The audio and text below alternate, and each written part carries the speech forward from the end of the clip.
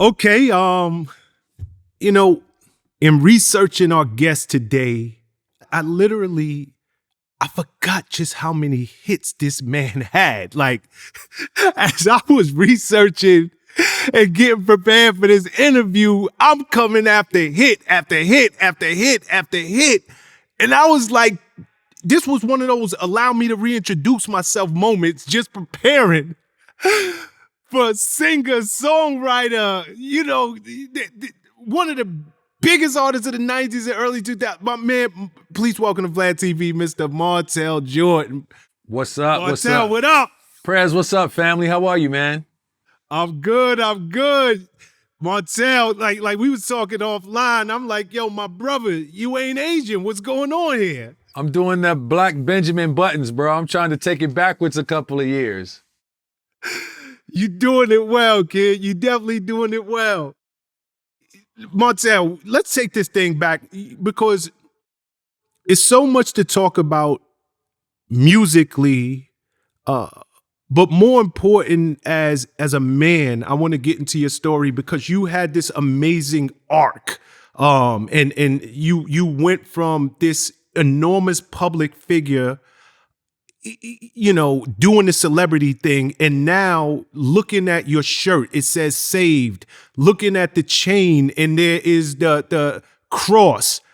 You have segued into another part of life where you're giving it all up to God. So, and that's obviously more meaningful work. Before we get there, let's take it from the beginning. South Central Los Angeles. What was it like growing up in Los Angeles in the 80s?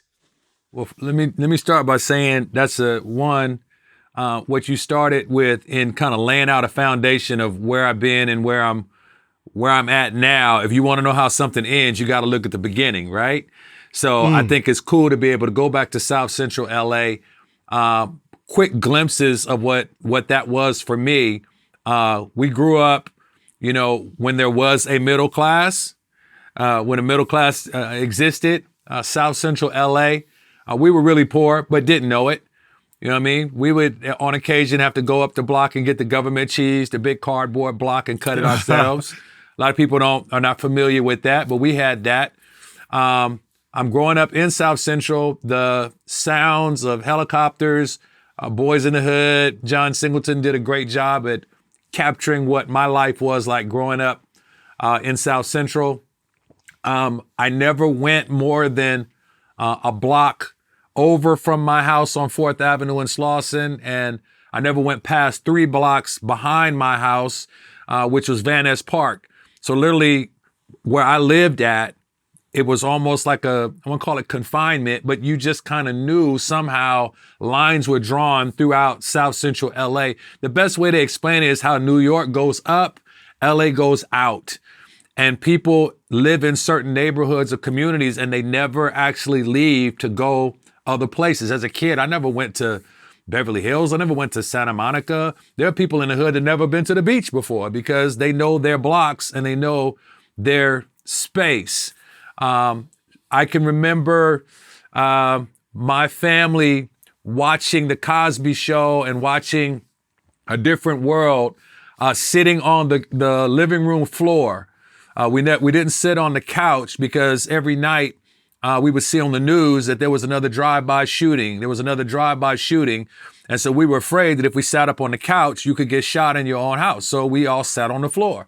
But to us, it was family time, sitting together, watching the Cosby or watching the TV, together as a family. So my childhood was with a mom and a dad in the house.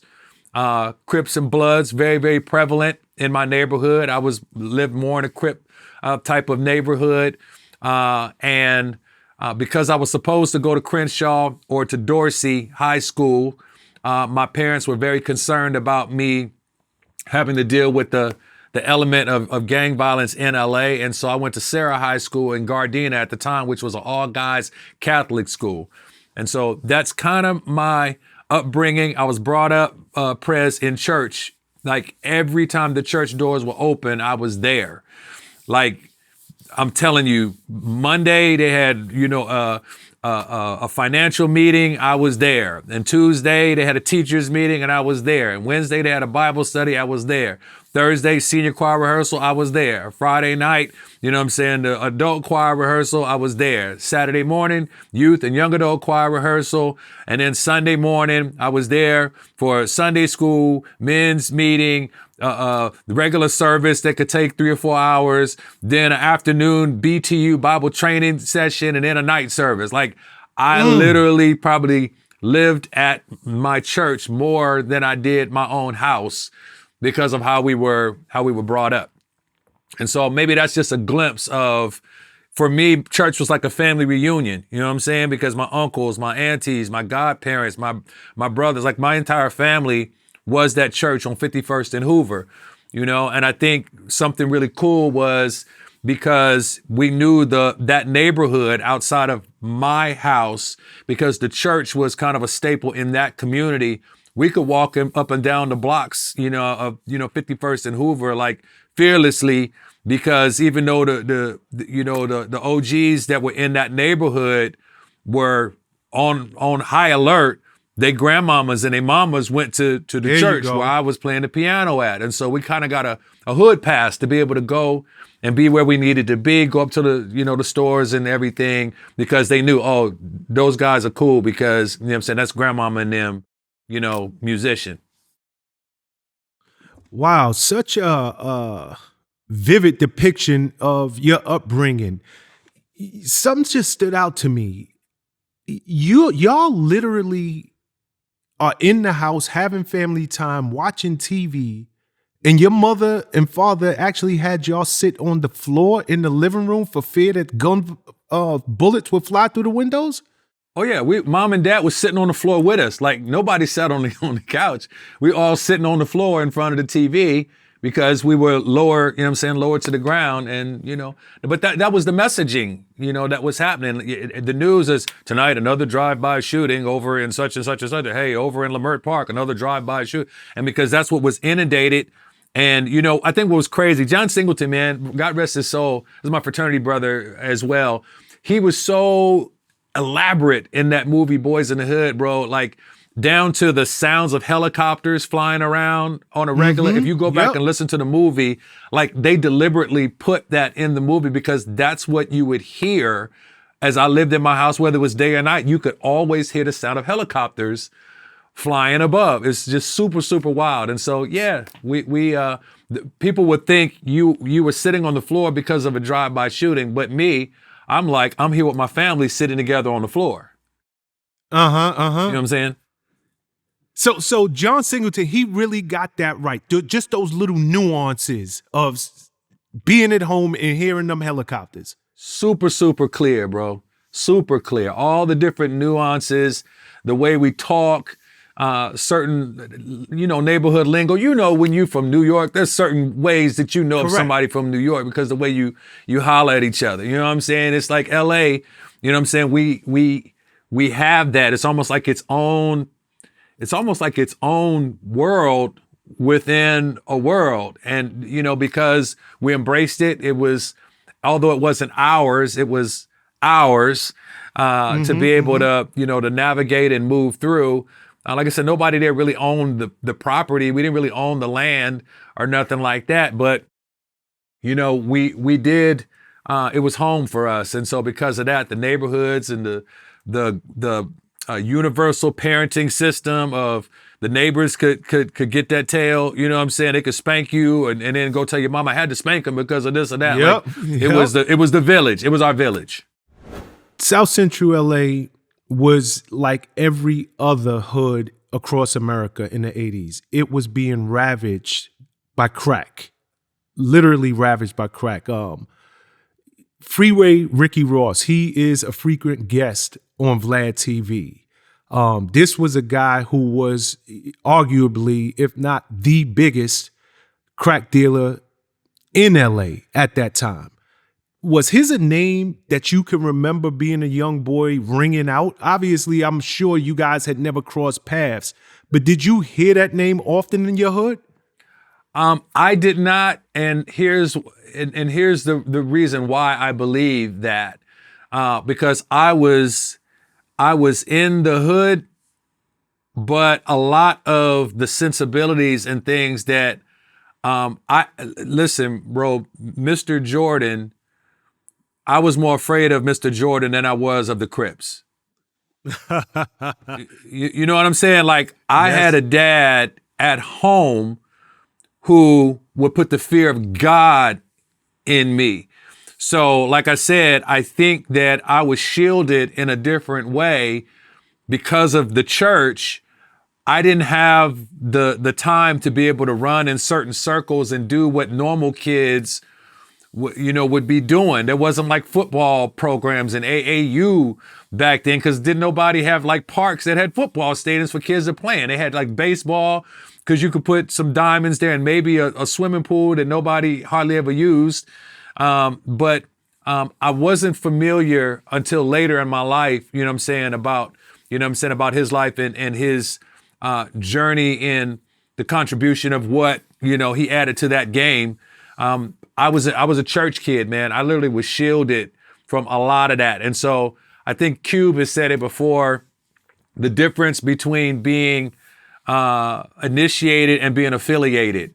It was like, I was affiliated because I was around it, and because a lot of the people that I knew, because of the Crips that were near where my church was, all throughout my walkings back and forth to Audubon Junior High School or where I went to school, it was kind of like, yo, he's cool because he's Sonny and Deloa's kid. You know what I mean? He's from 4th Ave. Like, don't mess with him. Like, he's cool. And so everything from, the 2-finger rolling 60s handshake, all that type of stuff. Like, I was one of their guys that was like, he's cool, but never close enough to actually get, pulled in.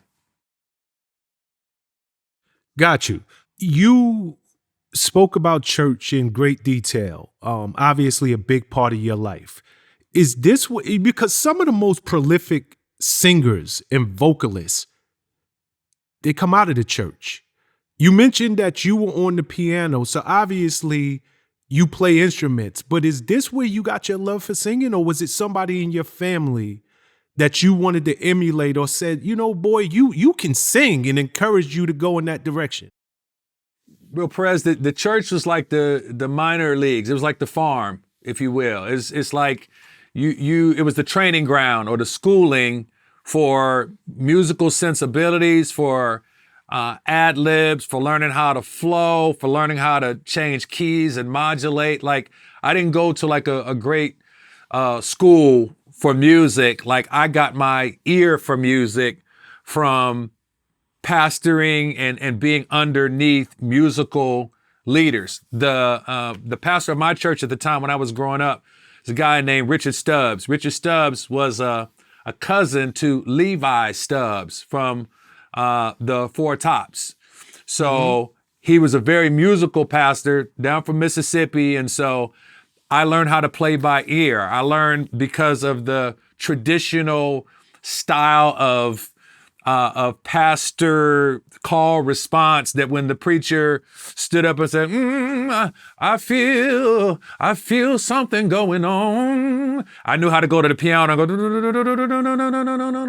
and go, and so we were trained as gospel musicians. And quite honestly, a lot of musical people that you will talk to, they had that same type of upbringing where, because of gospel and the feel of R&B that was there but was cloaked, you know what I'm saying, in holiness, was that thing that was instilled in me. So just from that standpoint, I was listening as a kid growing up to all types of different music.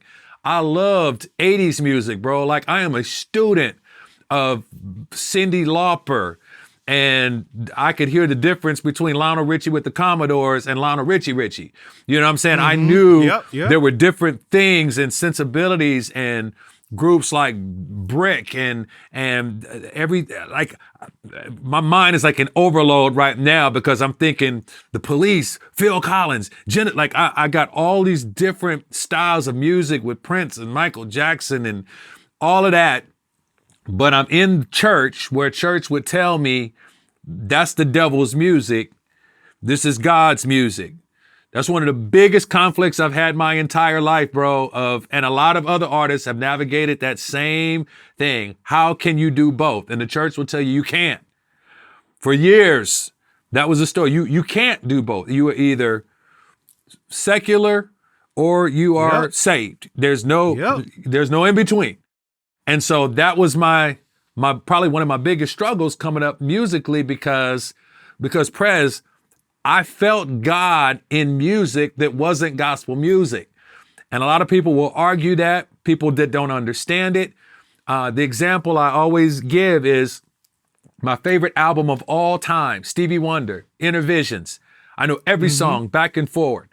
And one of the songs on that album, to this day, I get goosed every time I listen to it, a song called Vision in My Mind. I can see the album cover and everything. I know the song very well. Incredible song, right? People hand in hand, all those different things. It was such a come together type of song.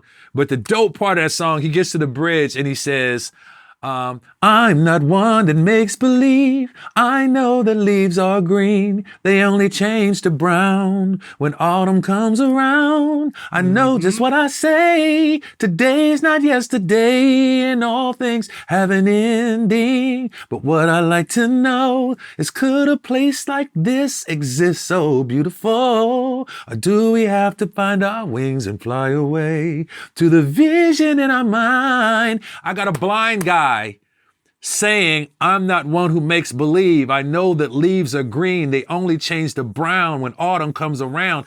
And I felt God in those words, but I had a church that was saying at the time, yeah, but God can't be in that. So I suppressed it and I just kind of hid it. And then we would be in church and we would just be playing the gospel music, playing the, it's hilarious because when I think about this, me and Shep Crawford, who's a award-winning Grammy-nominated producer as well, he was on the organ while I was on the piano, and we grew up together. So like those hit records with Deborah Cox, and we'll get probably to some of that later. We did those things together, but we started out as 10 and 11-year-old kids sitting across from each other in a church playing piano and organ, looking over at each other, feeling where the choir is going to go, feeling where the pastor is going. And, as in whether it was victory is my dun dun dun, victory is my dun dun, victory today is my dun dun. Montell. Take them to church. Dun, dun, dun, dun. Watch this. Victory today is my dun dun dun dun dun dun. That was Prince. But because I'm listening to Prince and I can't do that, but I could throw it in there in church a little bit. And we'd be looking at each other like, woo, we just got Prince in church. We just got James Brown in church. We just got Michael Jackson in church. And we felt closer to God through music, man. And not just through gospel music. Oh man, wow. I had the pleasure of sitting down with the Bishop Marvin Sapp. And we got to talking, and I know, and you're like, Sean, I am a student of 80s music. It really influenced me. And we got to talking about his beginnings were commissioned in the 80s. Fred Hammond, all of those guys, and how they were so edgy at the time. And they were kind of a cross between, they were the R&B gospel. How much of an influence did that group have on your life? Huge. Had to, because I'm listening to you. I'm like, I know he was listening to Commission. Bro, I was all in on Fred. Like those are our guys, man. All of those songs, coming up. Oh man, now I'm having moments or whatever. But all of those guys, Commission. I was in a music group long before I went to college and long before I got record deal. My very first music group was a Christian group called the Christian Stars of Life. And there was like 6 or 7 of us. We all had jerry curls and suits. And it was the craziest thing to ever see. But we were learning that even in the church, it was like, okay, well, outside the church, you got a Michael Jackson, but then there's also a Jermaine Jackson, and then there's so in our group, we know the guy that does this part, and then we also looked at like the Temptations. This is the guy with the high voice. This is the guy that's got the bass. And so I can remember, we had in our groups, those different roles carved out and commissioned without question, was one of the voices that are so memorable. John P. Key, like the Clark sisters, all of that. Very, very huge influences on me. Interestingly enough, people don't give that group as much credit as they should, because so many of the R&B singers, R&B groups, soloists and groups that came out of the late 80s and 90s, they got the melodies and harmonies from that group. The thickness and the fullness of those vocal harmonies. If you go back and you listen to Christopher Williams, like, don't wake me, I'm dreaming, all of that, that tone, that tremor, all of that was captured from commission. Absolutely. Okay, let's move this thing on a little bit. You are 6'8". Yes, sir. You ever play ball? I suck. Are you serious? I suck at basketball. One of the worst times in my life. One of the best times and worst times. I can remember Prez sitting in my front of our house. My dad got a old piano that was sitting in the front of our house when I said I wanted to learn how to play piano, and I could literally sit there because my pops made me play for hours. I could look out my window and see kids down the block playing basketball. Uh-huh. And I'm sitting on the piano crying, mad, because I'm sitting there and I can't go outside until I get 2 hours of piano playing in. Literally, probably one of the worst memories I can remember is when I finally got to Sarah High School. I got there in the 10th grade. It was like a 9th, 10th, 11th, 12th type of school. So most of the kids before me got there in the 9th grade. They were there like a year before me. So I got there in the 10th grade. I come in with my Jerry curl. This is about the time everybody's doing the bald head freak thing back then. Everybody got the low Caesars or bald head cuts or whatever. I come in with my Jerry curl in the 10th grade a year later. 6'5", named Jordan. Right? So the 6'5" Jordan shows up to the school and it's like, yo, we got Jordan. And this is at the heyday of, Michael Jordan doing stuff. And now Jordan shows up to your high school, 6'5". Oh man, they were sure I could ball. Nothing, bro. Nothing. It was sad. It was embarrassing. And even though I'm a quick study, because I spent time to learn the game, I'm playing with guys that have been playing since 4 and 5 years old, 3 years old, dribbling basketball. So here's the moment, Prez, I knew basketball was not for me. Here's my defining moment. I'm in a game. In my 11th grade year, I was in the 10th grade year. I've advanced even throughout that year. We're in a game. I get a breakaway in the game. I take the lane and I go up and I get a slam dunk in the game. Bow! And the people in the crowd are like, he should have reversed that. I was like, I'm done. I'm done. Nothing I do can be enough. Like for me, dunking in a game was like, oh my God, I dunked in an actual game. They're thinking, man, you as big as you are, you're supposed to reverse that. I was like, okay, I'm not going to excel at this, bro. Oh man. Okay. So high school, you figure out, everybody would expect me with my height and my size to be balling, but this ain't it for me. Do you turn your attention full on to your gift at that point, or is it later in your life where you stop seeing yourself as a kid who, I play the piano in church, I sing, but no, this is really my calling. This is my gift. Prez, I didn't know it was a gift. It was just what I did. I did it because I was brought up and you play the piano and you play it for the church. So it wasn't like, oh, I'm gifted to do this. Like, that's just what I did. Like, even when I was all at high school, those kids never like came to my church. It was a Catholic high school, so they weren't coming to the Baptist church in my hood.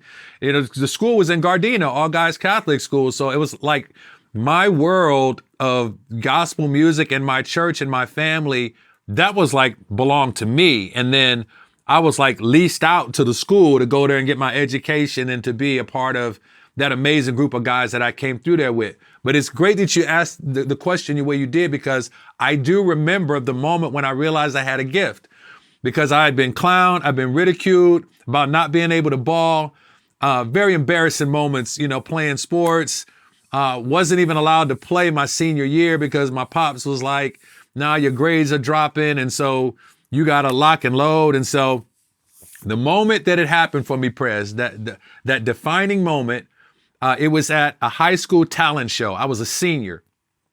And I remember it was in the gym. They had cleared all the basketball stuff, and you had all these parents and all these kids sitting up in the bleachers of Sarah High School gym. They rolled out a piano. I was one of the last people that performed for this talent show. And I sat down to the piano and I started playing Lionel Richie's Jesus is Love. And I did the Father, help your children. It got so quiet in that gym. And after I did that song, playing it and singing it on the piano, the roar and the eruption that came from those parents and my peers for the first time, it was like they were saying, oh, that's it. It's not basketball. It's not it. Oh, wow. That's it. That's him. And I remember sitting there on that piano. I know why I'm getting emotional right now, bro. I remember sitting there in that moment, hearing that and feeling that. And that was a moment it hit me. And it was like, oh, maybe this is it right here. Maybe this right here is my space. I've done it just because I'm a kid that was trained to do it, but I've never done it outside of Sunday morning at church. And now I'm doing it, and there's a whole audience there that's erupting over it. Maybe this is a part of who I am. And that's when I realized that music was the gift that God gave to me. Senior in high school. I'm so happy you broke that story down the way you did. I want to take a moment for anybody who's listening to this, because they really need to rewind that part, listen to it again and listen to it again. And I'll tell you why. If you ask 90 to 95% of the people on planet Earth, what is it that you want to do with your life? What's your calling? What's your purpose? They will all tell you, no, I don't know. I don't know. What's your gift? I don't know. And they always overlook that thing that they just have been doing and have been bringing them joy. It hasn't been bringing them money, but in my spare time, when I'm by myself, when I'm with people, this is the thing that I do. But they never look at it as this is my gift. This is my purpose. This is what I should be putting all of my energy into. That's what God put me here to do. So I'm so happy you broke down that story, because people overlook the obvious. They're looking at what society says is a career, or, what I have to get a degree in. And no, sometimes most times it's as simple as the thing you do all day, every day, without even thinking about it. The thing you do best that nobody can do but you. And the thing not only that you love to do, but the thing that God loves you to do. That thing right there that's gold, man. That's gold. Not just what I like to do, but the thing that I like to do that God likes me doing. Well said. I love it. Okay, so you have that epiphany moment. The clouds open up, the sun shines in. Oh my God. This like I was never gonna be in the NBA. This is it. You go on to college, Pepperdine, Yes, if sir. I got this correct. That's correct. Let me ask you something. Kim Fields went to Pepperdine. Were you there when she was there? That's my homie right there. Get out of here. Yes, sir. We were in classes together. Her brother is a fraternity brother of mine. Like, she was a Kappa sweetheart. When I pledged, she was one of our sweethearts, bro. Stop lying. Kid you not.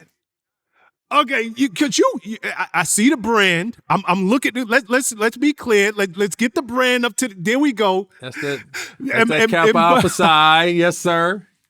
Shout out to all the pretty boy noobs out there. Yo, yo. Okay, you pledged in Spring 89. Spring 89 lasted the divine. Did you go through the old school way of pledging at that time, or did they switch it around? I went through the old school way, bro. And so let me give you this was at a period where, of course, they were cracking downs on hazing and things like that. And of course, Kappa Alpha Psi is a non-hazing fraternity. I came through old school.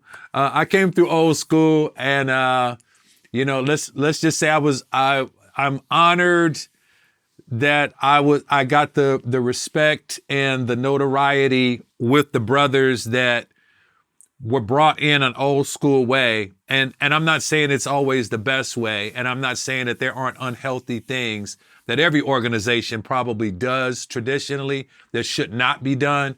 But I was brought in before a lot of the crackdowns and everything happened with trying to make organizations more safer to enter. My entry into Kappa Alpha Psi was not safe.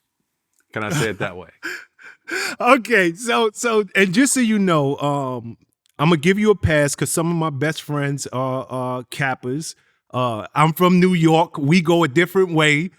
Blue Phi. So let's just be clear. Okay. I'm from the East. Yeah.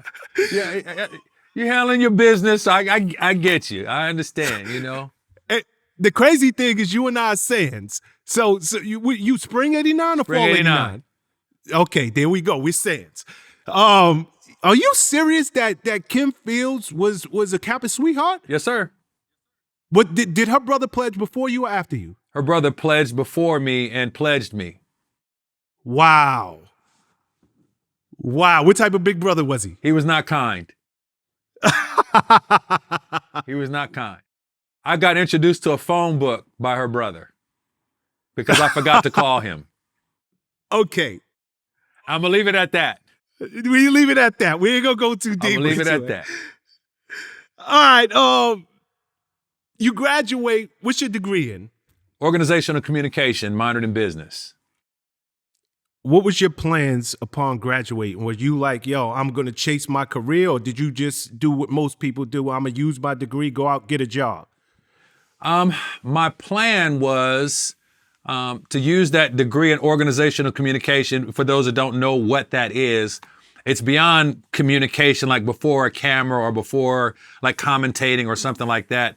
It's the study of how organizations work or how things become functional or dysfunctional. So it's the story of how if you have a president who's in the penthouse and you have the mailroom in the basement, what happens on those floors between the presidential suite and the basement, and what happens if the presidential suite is somewhere in the middle on a side office where you can look down the hall and see your business associates in the centerpiece, and then the mailroom is maybe up a floor beneath that. It's the study of structure of systems and how to make them more functional and building company morale and stuff like that. Like, that's what I studied.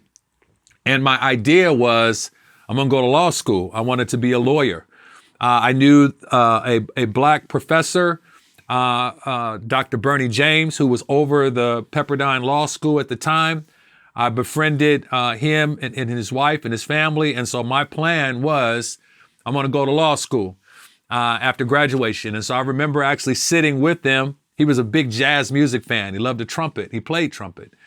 And I remember sitting with him and asking him, did he have any regrets in his life? He didn't say a regret, but he shared that he always wondered that if he had pursued music, would he have been excellent or really, really successful at doing that. And that kind of stuck with me because I was like, well, I've wondered what I could do musically as well before taking this pathway to law school. And maybe the window for being in the music business is a lot smaller than the window of going to law school. Like, I'm 53 right now. If I wanted to go to law school, I can go to law school now. But that window of the music business is open and closed only for a brief amount of time for anybody that's interested in that. So I took at that time, before I go to law school, I need to take a shot at this. So I did land a job at a company after graduation called Williams Television Time in Santa Monica. I used to buy airtime for infomercials. I was very good at what I did and started moving up within the company. And at that same time, while I was doing that and preparing to go to law school, that's when I buckled down and said, you know, if I'm gonna take a shot at getting into the music business, now is the time. Okay, what does that look like for you? Is it talent shows? Is it showcases? Are you putting together a demo? Are you shopping? When you started to really get serious about pursuing this music thing, what does that look like? It looks like getting fired, Prez. It looks like getting fired. Listen, I love this story because it's so unbelievable. I'm moving my way up in this company. You know, I'm there at this company during the time of the LA uprisings. I'm there at this company, you know, when Rodney King and all those different things are happening. I'm all in LA and I'm moving up within the company. But I'm also, like you said, I'm doing the Crystal Penny talent showcase in Pasadena, California. Shanice Wilson's mom and her aunt, they were hosting these talent shows. So I'm there. I'm at the Budweiser Best in the West talent showcase. Like, any place I can get it, I'm doing demos. I'm working with girls groups. Like, that's my side hustle. It's like I'm still, you know, going to the church on occasion. I'm still playing at now, you know, 20 something years old. I'm still there, coming back on the weekends, playing music for the church on occasion. And in this moment, as I'm doing these talent shows and showcases, working at this company, when one night we had a Wednesday night concert or a Wednesday night performance. And so I invited all the people from the company and said, hey, Wednesday night, I'm performing at this club, you know, y'all should come through. So a bunch of people from the company came through for this concert. And I think Shanice was there, Janet Jackson was there having a birthday, you know, celebration. And I'm in this club in Pasadena. And I remember I'm singing a song to like a Luther Vandross song or something. And I'm performing this song. And while I'm singing in the club, Prez, people started bringing money up and laying money at my feet.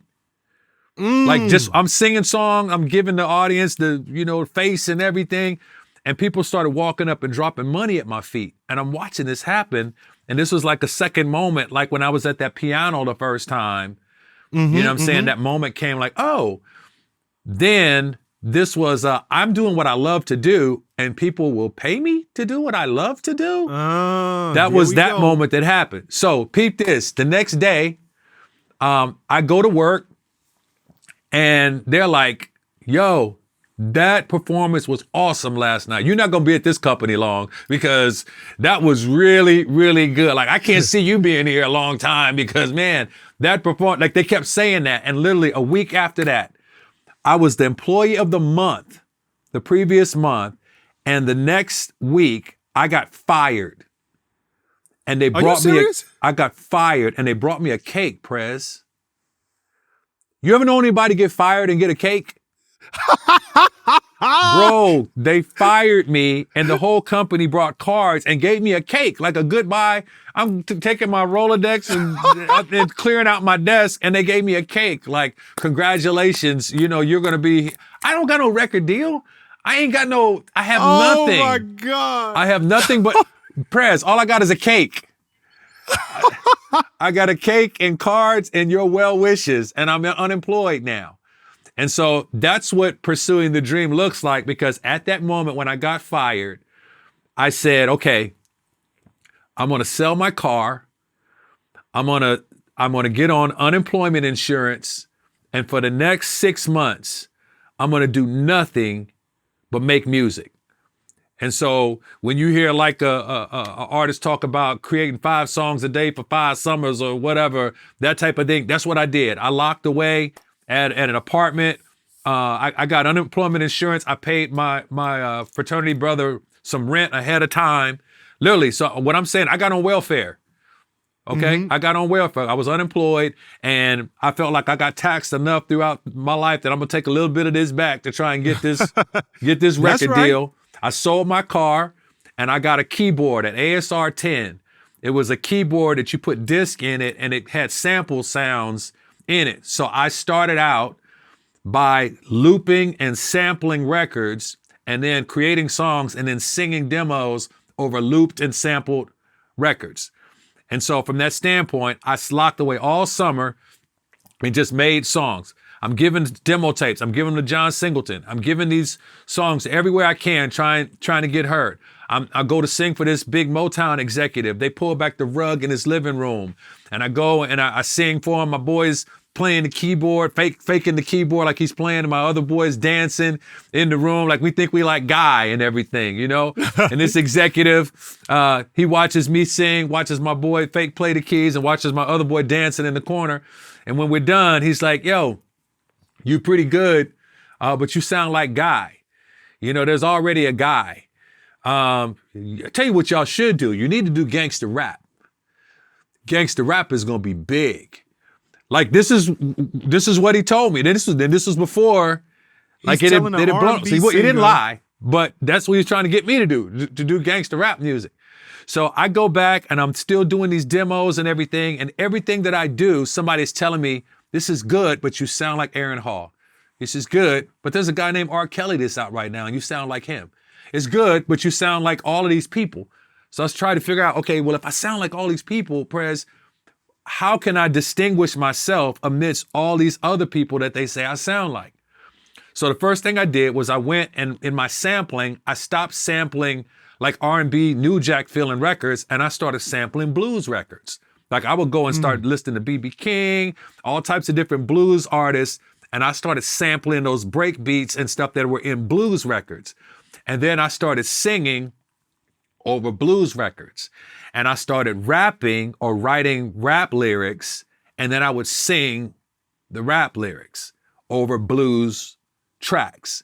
So that's how I carved a pathway for myself, because when I finally got noticed, I'm kind of speeding ahead here, but I finally got noticed because I did a demo where I was actually singing over blues records, and it was something so unique. Nobody had ever heard it before. If you go back to my very first album, I have a song on my first album, on the This Is How We Do It album, called Coming Home. Back in LA was the sample from B.B. King. And it was this guitar riff. It's a dope song. B.B. King is just saying, back in LA. And so I took that sample and I flipped the track, threw some hip hop drums up underneath it. And I wrote rap lyrics, and I sang the rap lyrics about my growing up sitting on the floor to avoid drive-by shootings, and grandmama and them living right up the block, and the liquor store that the Crips let me walk past, and I got a hood pass. And I just started telling you everything that we didn't talked about so far about my childhood. And I just started documenting my life growing up in South Central LA, what it was like, what it felt like, what it smelled like, with the helicopters going by, watching Popo drive by. Like I just was documenting it. And as I was doing that, that's how the demo was born, that got to the hands of a DJ, Paul Stewart, that got it to the hands of Russell Simmons, who was looking to bring Def Jam out to the West Coast. And that's kind of how it began. I probably fast forwarded a lot faster than you might have wanted to go. No. I love that story. I love this story. First, this is what the grind looks like. Like what you just, this is what it looks like. Everybody wants it. But everybody wants it right now. This is what the grind looks like. And there's a huge difference between criticism and constructive criticism. Facts. People were telling you what you needed to hear. You sound like Aaron Hall. You sound like R. Kelly. You sound like, and instead of you taking it personal, oh, they don't know what they're talking about. You took it as constructive criticism and said, how can I differentiate myself? Yeah. And ultimately, it's what made you become you and carve out a lane that is signature you. I love that story. Prez, I did take it personal though, because it was, because to me it was personal. It was about me. You know what I'm saying? And who I was. I'm trying to figure out my identity in this thing, and you're trying to tell me who you think I am, and I'm trying to figure out, you know what I'm saying, who I am. And so I did take it personal from the standpoint of I need to find who I am in this, you know, in this process, because if you don't know who you are, there's always somebody ready to tell you who you are. If you're not defined by something or someone, somebody's always going to try and label you or define you. And so what was happening is a lot of folks that may be watching this is you want the promise, but you want it without the process. Anytime God gives you a promise, he's going to give you a process that goes along with it. This is a part of my process. And so, yeah, overnight success. Yeah, what's overnight success looks like? Overnight success looks like 7 years without a record deal. Overnight success looks like getting fired. Overnight success looks like top ramen and couple noodles and hot dogs, you know what I'm saying, for 6 months. Overnight success looks like selling your car to get a keyboard. Overnight success looks like recording ratty demos on them little liquor store tapes that were like see-through tapes with the little colored stickers on them. Like all of that is overnight success. You know what I'm saying? And so, yeah, there was a process, and you basically are given Vlad TV is given you know, what that process looks like. Yeah, people, it's something that people need to understand, because they see superstars once they blow. Yeah. They don't see, no, I didn't just get here. Yeah. I didn't magically make a demo and all of a sudden my life changed. This was a process. And going back to what you said, you know, taking it personal, it's not a bad thing. If you're willing to hear it and make the necessary adjustments. Yeah. You know, you can't get defensive, get on your soapbox, stand on, I know what I'm doing is right. You don't know. End the story. I know I don't sound like these people. So the fact that you did take it personal enough to make a change, personal enough to say, you know what, I'm going to get to a place where I sound like me. Yeah, it's necessary. And again, that's the difference with constructive criticism. Go ahead. Let me just throw this in there, man. Constructive criticism comes best with people that have accomplished something. A lot of people are taking criticism or critique from people that haven't done anything. So although I thought my man was off his rocker at Motown for telling me what he told me, he's at Motown. There you go. He's got group signed. He's got budget. So I can listen to what he's got to say because he's accomplished some things, and apparently he's seen some things and he knows some things. You know, anybody that is speaking into your life, you got to be able to look and be able to see what is the relevance, what is the accomplishment before them that allows them to be able to speak into your life, because we got a lot of folks that's speaking into our lives and they don't have any investment, you know, to be able to say something into your life. Oh, you shouldn't be doing that. Or why are you doing that? But I'm looking at you and what have you done? Where's the authority? People are go. not speaking from a place of authority. And I think that was cool that I got a chance to hear what somebody was saying about authority. And they was right. You know, when I go back and I listen to my very first album, people joke. When they hear this is how we do it, they'll be, this is how we, that nasally, this is how we, because I was at that time trying to fit into that New Jack place, trying to find my voice and trying to, you know, I was fans of Aaron Hall. I was fans of that music. I can remember this was early when vibe, there you go. vibe. And I know my man has been canceled in some arenas and everything. I'm just telling you the story of what I was listening to at that time and what those things were inspiring me. And so naturally you start to gravitating toward that. And I had to be able to say, okay, the thing that's going to separate me, Prez, I'm gonna make a bold statement here, and I probably shouldn't say it because this is Vlad TV. I shouldn't say this, but I had to carve out something that hadn't been done before. And so I was literally rap singing over loops and break beats, and nobody was doing that.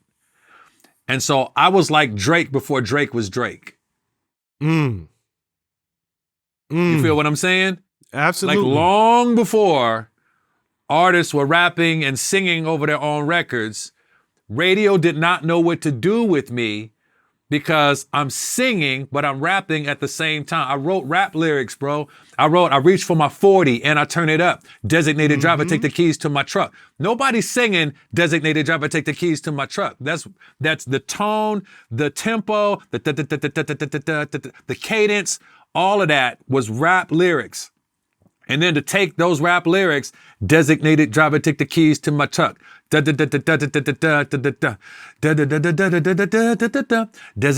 take the keys to my truck. Nobody was doing that at that time. And so I started finding my way in hip hop and R&B when those worlds weren't combined, when the charts weren't combined, when R&B radio was straight R&B, straight R&B, straight R&B. Get that rap out of here. We only play straight R&B. You know, that's one of the ways that me and Def Jam had a successful marriage, because my music helped LL and helped DMX later and helped all these other rap artists be heard on radio, sometimes for the first time, because R&B music was the way for them to be able to infiltrate radio. You bring up Def Jam, and you mentioned DJ Paul Stewart a little earlier in the conversation. He was the one who got your demo over to Russell Simmons. What was your first meeting like with Russell Simmons? Listen, my first meeting with Russell was very bizarre, bro. My first meeting with Russell was extremely bizarre. I flew out to New York City. I'd never flown, maybe once as a kid, but I flew by myself. My girlfriend at the time, Kristen Hudson, gave me the $74 she had in her pocket, and I got on a plane because Paul got me a ticket to go to New York City. I got to New York, a car picked me up and took me right to the Time Cafe. At the time, the Time Cafe was a restaurant that was right near, what was the record store called? Tower Records. And it was in a penthouse where Russell lived, in the penthouse where Cher used to live. So we get there to the Time Cafe. I pull up in the restaurant and I'm seated in the restaurant. This is my first meeting with Russell. I'm not even at a table with Russell. He's at a whole different table, but I'm nearby. And there were who else is at this meeting? Okay, I'm sitting there. Warren G is at the meeting. I think a girls group, YNV, is at the meeting. As I'm watching, the guys that who did New Jack City? Was it the Hudlin brothers that did? I'm not sure. Reggie Hudlin shows up. Chris Rock passes Peebles. by. I think Mario Peebles did New Jack City, I think. I know he was in it. I think I don't know if he produced that movie or if he wrote it, but like as I'm sitting there in the Time Cafe, like the who's who of like New York and Hollywood films and stuff is just kind of like passing by. And I'm nearby Russell, but I'm not close enough to him, right? But I'm there, I'm in the mix. And so I'm sitting at this table and they say, hey, we're about to order some food. They bring the menus around. Hopefully this, this story is a cool story to tell. But I'm sitting there in the restaurant and so I'm looking at the left side of the menu. You know what I'm saying? Because like I got $74, bro. I'm in New York for the first time. Time Cafe, like, food, appetizers is like $25, $30. So I'm on the left side of the menu. I'm looking at like the cheese toast. I'm trying to get some around that 10, 15. I got to make this $74 stretch out, So Russell's driver is nearby me and the waiter comes by and he's like, yeah. He's like, can I take your order? I'm like, yeah, let me get the grilled cheese. Let me get the water with a lot of lemon. And some people don't get that when you order water with a lot of lemon, you get some sugar, you can make your own lemonade, right? But I'm doing all this ordering. Yeah, give me the grilled cheese, let me get this water. And Russell's driver leans over to me. He says, Russell's buying. So I was like, yeah, let me get the grilled cheese and the steak. and the baked potato. So I eat, and then after it's all over, that dinner's over, his driver said, hey, Russell wants to know if you want to come upstairs. And I'm like, sure. So all the other artists leave. I go upstairs with Russell into the penthouse. All right. I sit on the couch. Russell goes and gets on the treadmill. And he's on the phone, on the treadmill, just talking. I am literally sitting in this dude's penthouse, looking all over New York City, sitting on the couch by myself with Russell over on the treadmill. He doesn't say anything to me, bro. It's super awkward. And so I'm sitting there on the couch, and all of a sudden, Rev Run walks in. Joey Simmons walks in. And he comes and he sits down on the couch. He's like, what's up? And I'm like, hey, how you doing? Russell across the room says, that's my rap singer. I'm not signed to a deal or nothing, bro. Russell was paying no attention to me. He's like, that's my rap singer. And so Joey starts talking. He's like, oh, so you're the one he was talking about. You know, you like sing about, you know, LA and all of that. And I was like, yeah, I'm more of a singer, but yeah, well, it was, oh, okay, yeah, good to meet you. Russell said some great things about you. And then Joey gets up, Reverend Run, and he leaves. I'm sitting there on the couch. Russell's across the room. He says nothing to me. Bro, James Todd Smith, LL Cool J, walks into the room. And he's like, you know, yo, what's up, B? You know? You know, I'm fanboying. I'm like sitting and I'm like, oh my God, this is, LL walks in the room. Russell says, that's my rap singer. Oh, and so L sits down and he starts talking, you know, LL's talking, and then Russell says, he doesn't look at me. He's like looking out the window on a treadmill and he's just like talking into the room. He's like, yeah, he's documenting street life in Los Angeles. Like he's doing what NWA is doing, but he's singing it. He's painting a picture of street life in LA. He's going to document life he's going to document West Coast life in R&B music. And LL and I are sitting on the couch talking. Russell never says a word, bro. He's now back on his phone call or whatever. So LL leaves. Finally, Russell he finally says to me, you want to go to the movies? I'm like, yeah, let's go to the movies, right? So we go. Now I finally catch up with Paul Stewart. Paul and I, we get downstairs and we ride in a separate car. Russell rides in a car and we go to see a movie called Judgment Night back then. Just dating myself. I think it was one of Cuba Gooding Jr.'s maybe first movies. A movie called Judgment Night. Me and Paul Stewart sit in the theater. Russell doesn't sit with us. He sits in front of us by himself. I'm sitting in the movie theater beside Paul Stewart and Russell's sitting in front of me. We're sitting there in the theater, bro. And then after the movie starts, about 10 minutes in, a guy comes and sits next to Russell. Russell is in the theater, so it's kind of quiet. Russell leans back. He said, yo, this is my guy, Dre Harrick. This is Dre. And Dre's like, hey, how you doing? Nice to meet you. Whatever, da-da-da.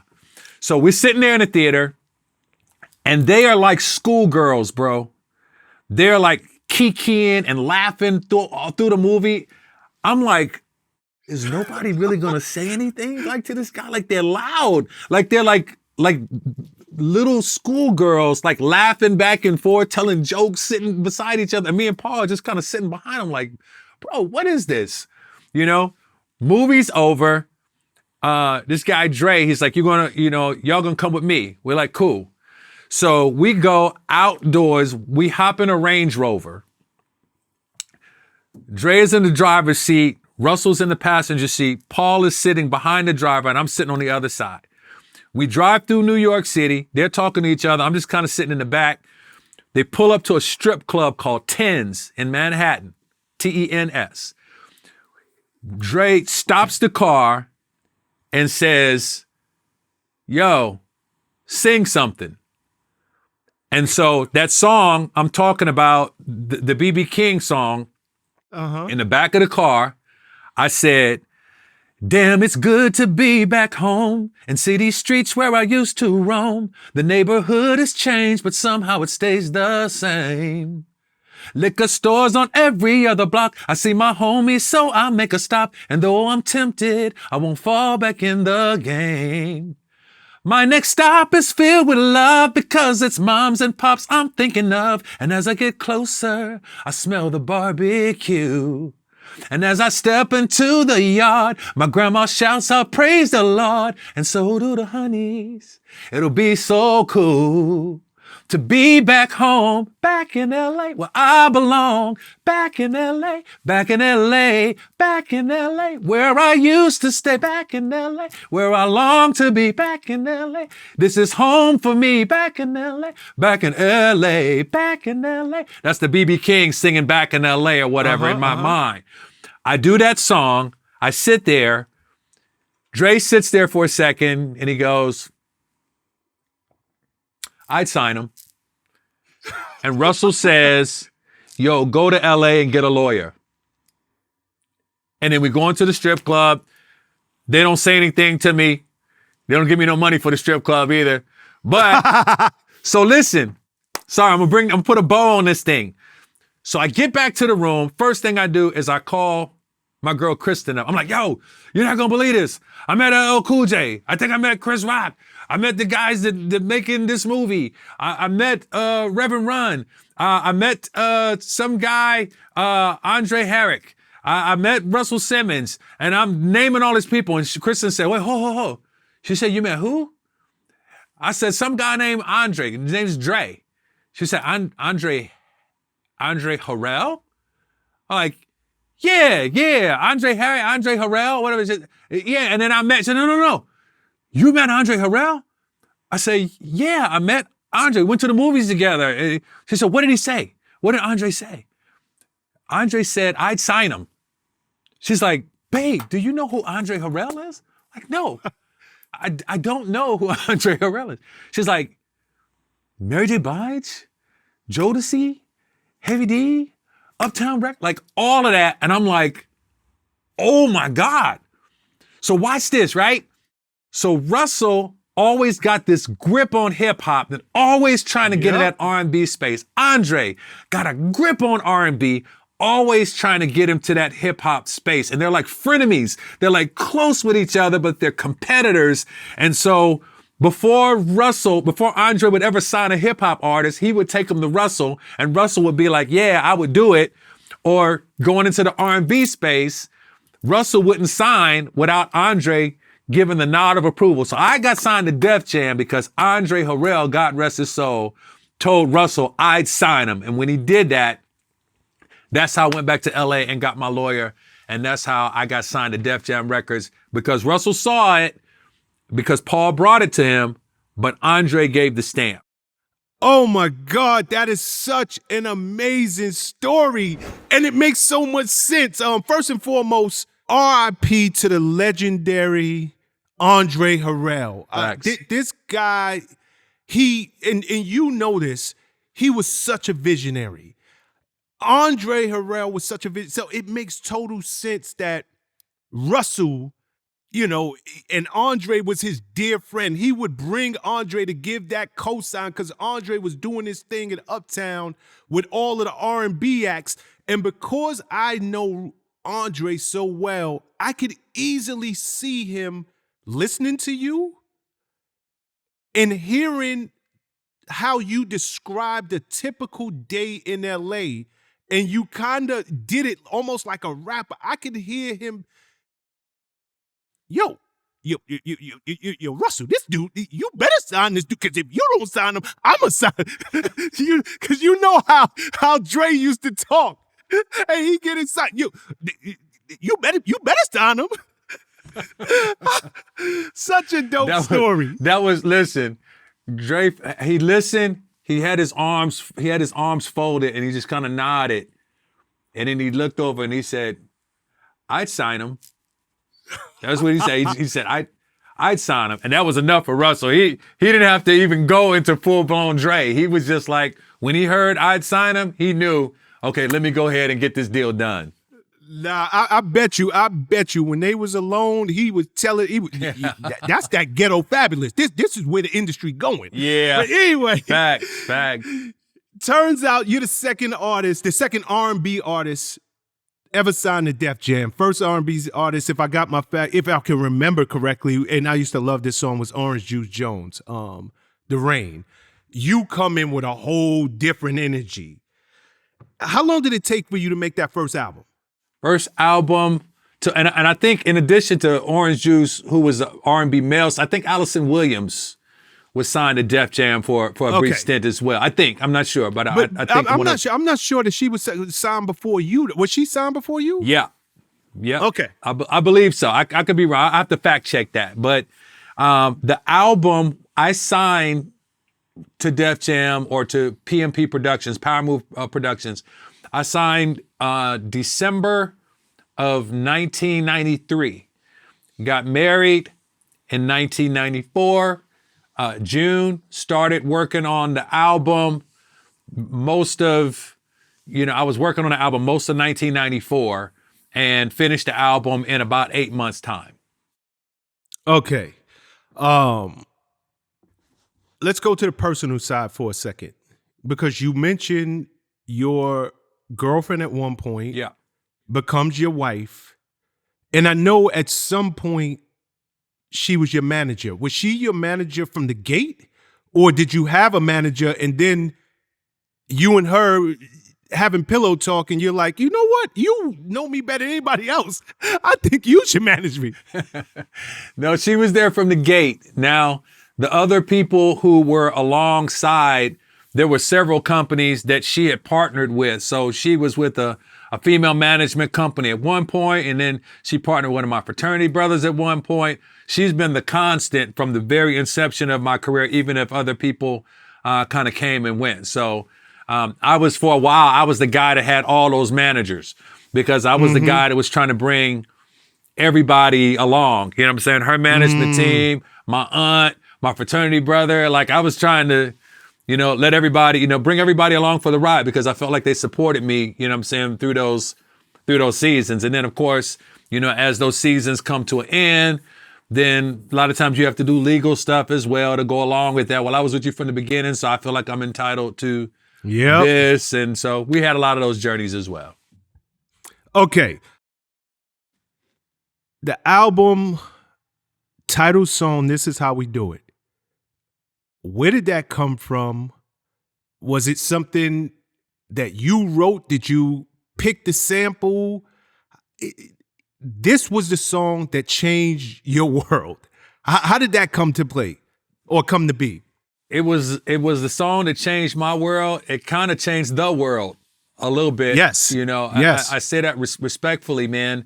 The origin of that song comes from my college days, back at Pepperdine, but me pledging the fraternity, becoming a Kappa. I'm going to all these parties. I'm road tripping, everything from Long Beach to San Jose State down to San Diego, all the new parties and fraternity stuff. That whole life, I didn't have an HBCU experience in college.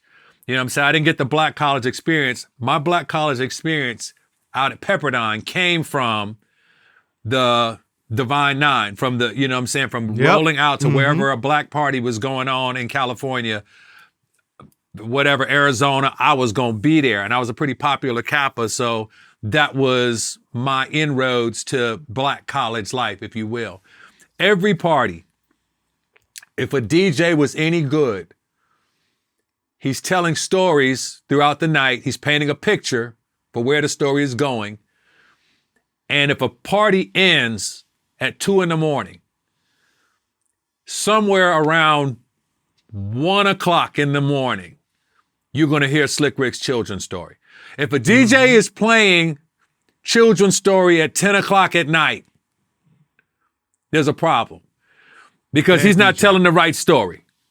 There are certain records that throughout a night, you are building the energy in a room. And I can remember, for every party that I was stupid, drunk at, pressed up on some girl, dancing, sweaty, all of that, Slick Rick's children's story was playing around 1 o'clock between 1 o'clock and 2 o'clock in the morning. Before last call, I'm hearing that song.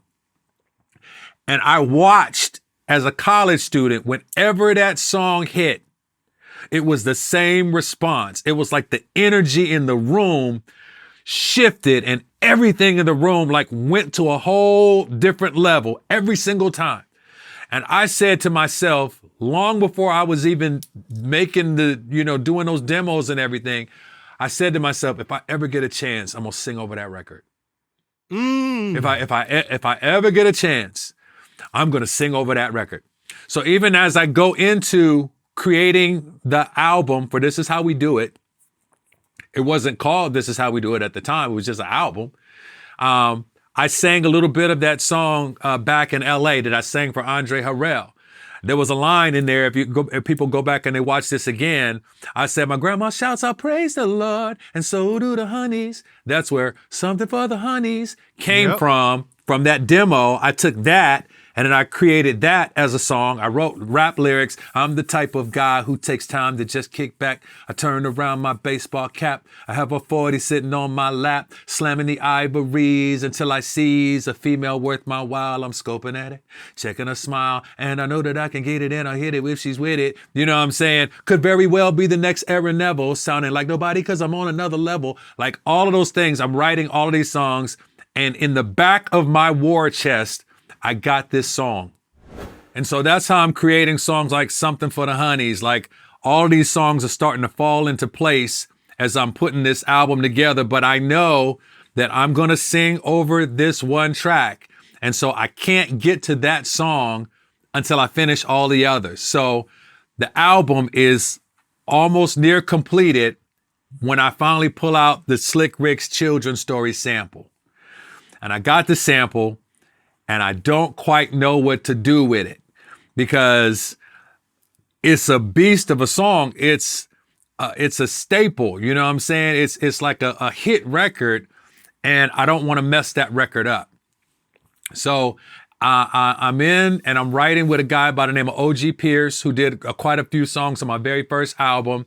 He helped me put my recording studio together. A lot of these beats and tracks I'm actually doing myself on that first album. So I produced and played the music on a lot of those records.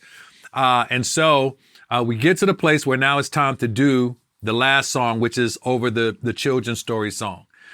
I'm coming up with all types of different stuff. I'm talking about tipping up 40 ounces and I'm rapping over the song. And it was almost like it was me and OG. We're like 50-50 co-writers on that song. It was kind of like that phrase, this is how we do it. I cannot say it fell from the sky. I cannot say we prayed for it.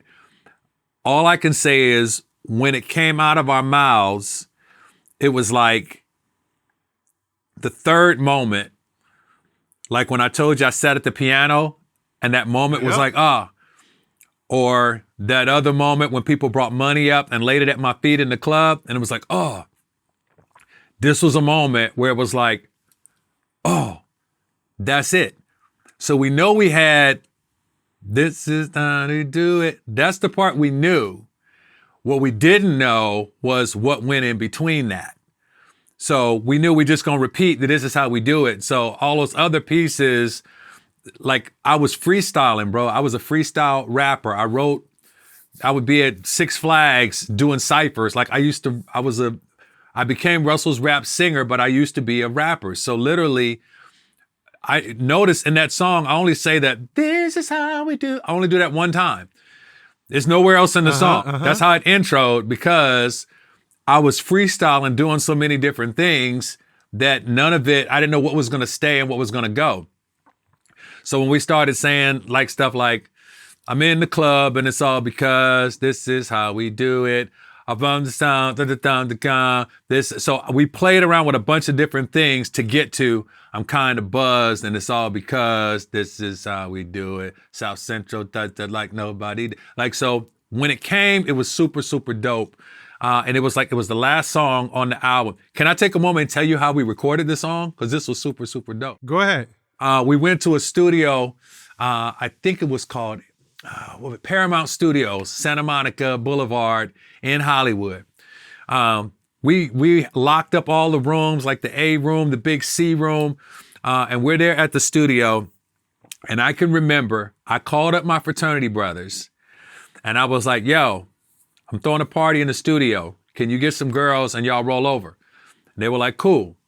So my guys got a couple of girls together. I went out, I bought a keg of beer and some wine coolers. And I put them in the room, in the live room. I set one microphone up in the center of the room, a universal mic, right in the center, and I sent the drinks off to the side. And as everybody got to the studio, I was just like, hey, just go into the other room. Just go into the other room.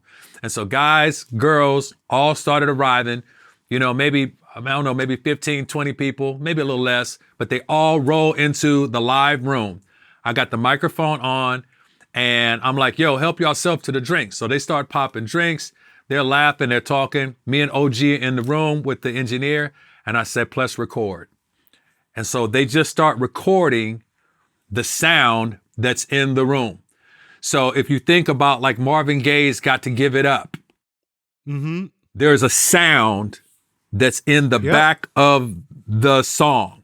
There's like a party atmosphere that's happening in the underlying, underbedded, undergirding of the entire song. I did that with OG to create the atmosphere of that party that was in the entire song. This is how we do it. You hear ladies laughing, you hear bottles popping, you feel like you're in a party when you hear that song. And that's how I started recording the song. And after getting like maybe 20, 30 minutes of just that sound, I then said, hey, everybody gather around the mic and just say, this is how we do it.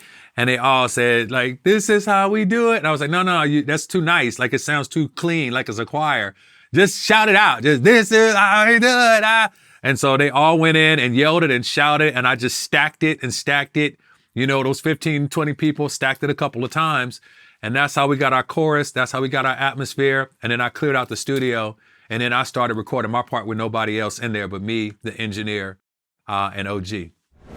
See, I got to go back and listen to this record now, especially now that you told me how the chorus came together. And I want to listen to that that undertone of the party vibe with the people in the room. I'm going to listen specifically for that right after this interview. For sure. You know, I should have asked you this earlier. How big was your deal? What did you sign for? My deal, I am friends with DJ Paul Stewart to this day. That's my guy. You don't know what you don't know. That's my disclaimer. You don't know what you don't know. All right. Even a bad deal is what you agree to. Okay. That's word for somebody out there. Even if you got a bad deal, you got hustle, whatever, a deal is normally what you agree to. So I agreed to a deal that my first album deal was for $160,000. I created the This Is How We Do It album for $160,000. Let me get clarity on this. The deal from Def Jam was probably around 300, 400,000. But I went through Power Move Productions, and Paul had a house in Hollywood, in the Hollywood Hills, where he was throwing parties with the Coolio and I, God rest his soul, that we were going to. But yeah, I got. You got 160. Now, how much, if you don't mind me, because you know the record industry like I do, $160,000 back in them days, it's still very low. You don't know what you don't know. Is that because in 2022, recording the album is pennies. I mean, it's very low compared to what it was back in 95. Was that just your recording budget, or was that also your advance and everything else lumped into that 160? Prez, I didn't get an advance. That was everything. I came to Paul. Get out of here. Paul, and actually I'm lying because it wasn't 160. I want to say it was 130. It was literally, I came to Paul. Paul said, yeah, Def Jam's giving you a deal. They offer you $130,000. So I'm like, okay, I got my lawyer and everything. I'm like, okay, 130. Okay, let's shoot for 300 then. Like, I can do that for 300. And Paul was like, nah, money, you don't understand. Like, this is not a negotiation. Like, it's 130, take it or leave it. And I'm like, I got a new lawyer. And me and him are both looking at each other like, this is 130. Like, I guess we got to take it. So we took the deal at 130,000. It wasn't 160, it was 130. And literally, I got my first advance. I think it was like 40,000 of that 130. And it came like on December 31st, 1993. Like the day before the new year. So it was a great tax write-off for the label or whatever. It was terrible for me because right at the very last day of the year, I get this $40,000 that comes, floating into my life. And I basically took that 40,000 and I invested in studio equipment, the MPCs and the keyboards and stuff. I used that 40 and I'm in the studio right now looking at Planet Fat and looking at the Proteus. And this is all rack mounted stuff that I had in my studio. And OG took me from being a church musician and helped me become a producer. Okay, you took a very, very popular that children's story was a hit record. It wasn't just pop. Like you said, back in them days, that record was spinning between 2 and 3 a.m. every night, every club. How expensive was the sample? Because I'm running through the numbers in my head. $130,000 don't go too far. When you're trying to put together a full album. So I know Slick Rick was signed to Def Jam, so the sample clearance was easy. Rick was also locked up, I believe, right around that same time. So maybe he needed the money. How much did you have to spend on that sample? Well, let me say, we took a hit and we made it a classic. And Rick and his wife, Mandy, they are my friends. Me and Kristen, we are friends with them, their marriage, their lives. We do life together. So the fact that my mentor, the guy that I look at and looked up to, is a guy that I get to do life with now it's an honor, man, to even say that Def Jam allowed me to use the sample and they cleared it. The challenge was, understand we're talking samples now. This was early on in the sample game, right? So understand my first album had probably 30 samples on the album. Like my entire album was sampled records or me sampling and singing stuff in the songs because I thought I was paying tribute to the people that I loved musically.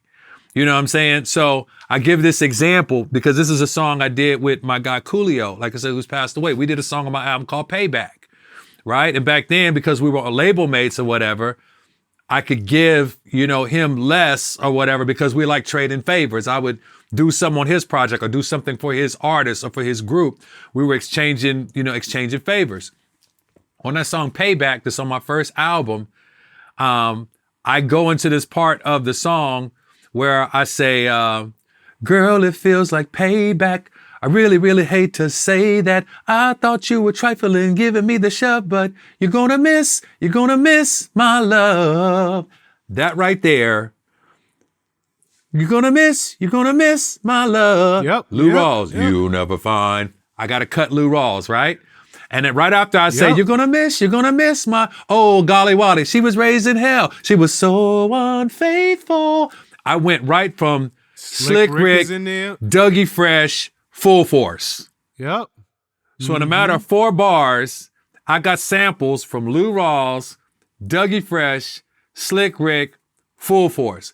That one song, Payback, had 17 of my 30 samples off that album. Wow. I'd have took that off the album. That song would have never made the album. Come on, Prez. I'm telling you, that song would have never, when they hit me with 17 samples at once, I'd have been like, you know what? I like that song. I just don't like it that much. It was fire, bro. It would have never made that album. Yeah, man. Oh, man. Okay. So the album drops. This is how we do it. Self-entitled, right? It comes out, lead track on the album is a certified smash, monster out the gate. Goes number one on Billboard for 7 weeks. To this day, you probably got something like 250 million streams on Spotify. This record is considered, one of the top 100 party songs of the last century. I don't care if you go to a party today, you're going to hear this record. You're going to hear records like Poison. It's just certain staple records out there that no matter when you go to a club, a gathering, a barbecue, they're going to play these records. You have one of them. I know your life did not change when you got that advance. How did your life change when this record touched down? When This Is How We Do It drops, my entire world as an inner city kid from South Central Los Angeles opens up. I think one of the greatest joys and greatest mistakes that happened at the beginning of my project was right as my record is dropping, I think the distributor that Def Jam is with is kind of in flux. They're like changing. And so they're doing some major stuff outside of the country. So immediately when my record drops, I'm overseas. I'm in Spain. I'm in the UK. I'm traveling all around. I went to a bullfight over in Spain with Russell and Leor Cohen. We had bullfights. And I got the #1 record in the United States. There was a concert over there with Elton John performing for the new distributing company that was there. And they are there. Elton John is performing right before he drops into Benny and the Jets in this packed club over in like Spain somewhere. He says, yeah, my label mate has the #1 record in the nation right now in the US. So I got to give a shout out to my man, Montell Jordan. This is Sir Elton. This is a kid from South Central. I got Sir Elton John, you know what I'm saying, shouting me out over in Spain, right? So we're traveling the world when this song touches down, but where we didn't capitalize was when I got the #1 song in America, I never hit like Arsenio. I never hit Saturday Night Live. I never capitalized on the American success and the bigness of that record because I was out with the label, hamming it up with the record label executives, all celebrating this big win of this record.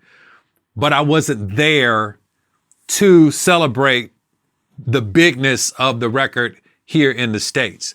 So literally when that record dropped, I became a world traveler, and my world opened up that the world is so much bigger. Remember, I never went a block up or 3 blocks behind 4th Ave and Slauson, right? Pepperdine opened my world up a little bigger. And then after that, now Def Jam's got me over at bullfights in Spain. And I'm learning, a lot of different words and a lot of different cultures. And probably the one word that I didn't learn at the time, I didn't learn it until much later, but I should have learned it early on, is recoupable. Absolutely. Absolutely. Every artist needs to underline that, bold it, highlight it, and you think you're out there on the road. You think all them free meals, wonderful 5-star hotels you're staying in, car services, all of that stuff is on the house. Recoupable. Recoupable. That is a word they should teach every recording artist from the gate. Oh, man. Okay, something, another thing that just dropped into Mama Jordan and Daddy Jordan. You was in church all day, every day. How did they feel about you talking about 40s? This is not the music that they remember my little Montell singing. We didn't raise you like this, boy. What was that like? Facts. A lot of a lot of that story comes from not just hood upbringing, But a lot of my living out in college, you know what I mean, was when I stepped outside of church. Remember, I'll tell you that dichotomy of how do you, if you're doing church, this is holy and you can't allow those worlds to collide. So I became a divided soul. I became one of those people that was one way when I was at church and another way when I'm at college with white folks and another way when I'm with my fraternity brothers and black folks and another way when I'm this. And so I call it spiritual schizophrenia. I developed the ability to adapt and chameleonize myself amongst whatever group of people that I was with. And so from that standpoint, when I was church Montell. Nobody know no different. As I'm putting together album and projects and all of that, nobody knows. And then of course, once the album drops, man, I had my mom on the first album, my mother's on the very first album and she's like, this is Montell's mama coming straight from the ghetto bird, putting it down, like my mom, you could hear helicopters. What was a great comedian, Ricky Harris? Passed away now. Ricky Harris is doing the skits on my album and everything. So Ma Dukes is on the album. So she's not like, got a problem with me tipping up to 40 or whatever because, all her friends was like, yo, you on Montell's album. Okay. Yeah, because I gotta believe, I'm like, hold on. Mama had this boy in church his whole life. This ain't gonna go over well. Yeah. All right, second single come out, Something for the Honeys. Yeah. Another big record. Goes gold, number 21 on the Billboard charts. How excited are you about that record? Are you feeling good about that? Or are you like, yo, you know what? This record ain't as big as This Is How We Do It. Something for the Honeys is a tragedy. It's a beautiful story and it's a tragedy at the same time. I'll try and keep this brief because the battle within Def Jam was Russell Simmons wanted to lead off with Something for the Honeys and then follow it up with This Is How We Do It. Myself, Kristen, Leor Cohen, we felt like you might not get a second shot if Something for the Honeys don't pop off.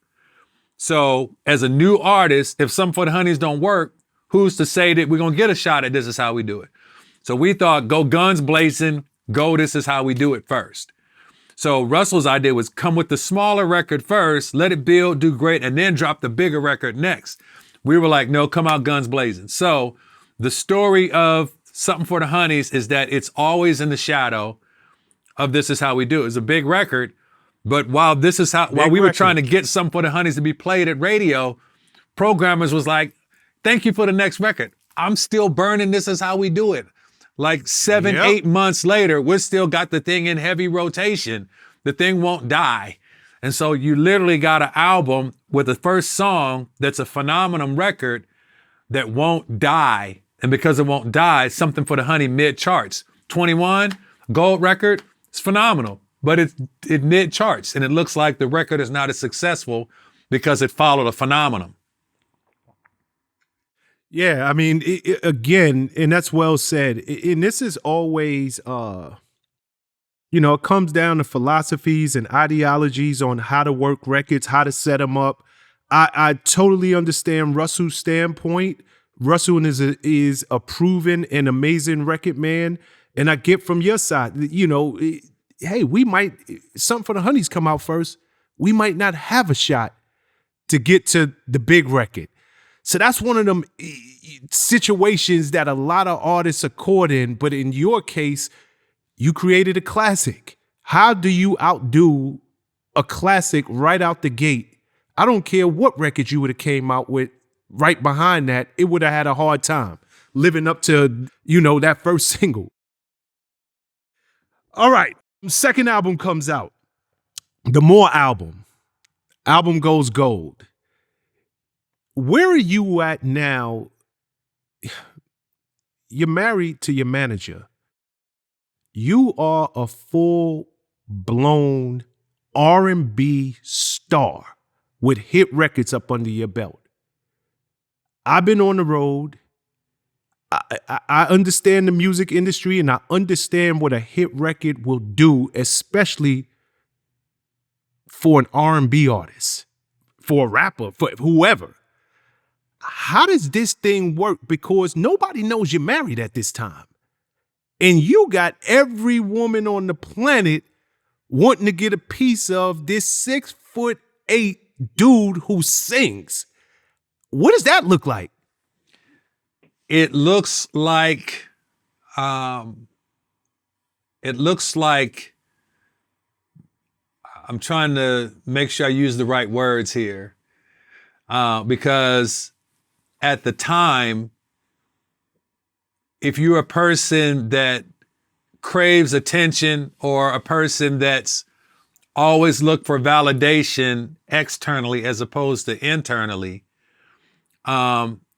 it's a very, very difficult beast to try and maintain, because you're now feeding something, and like they say, whatever you feed, you breed. Whatever you feed grows.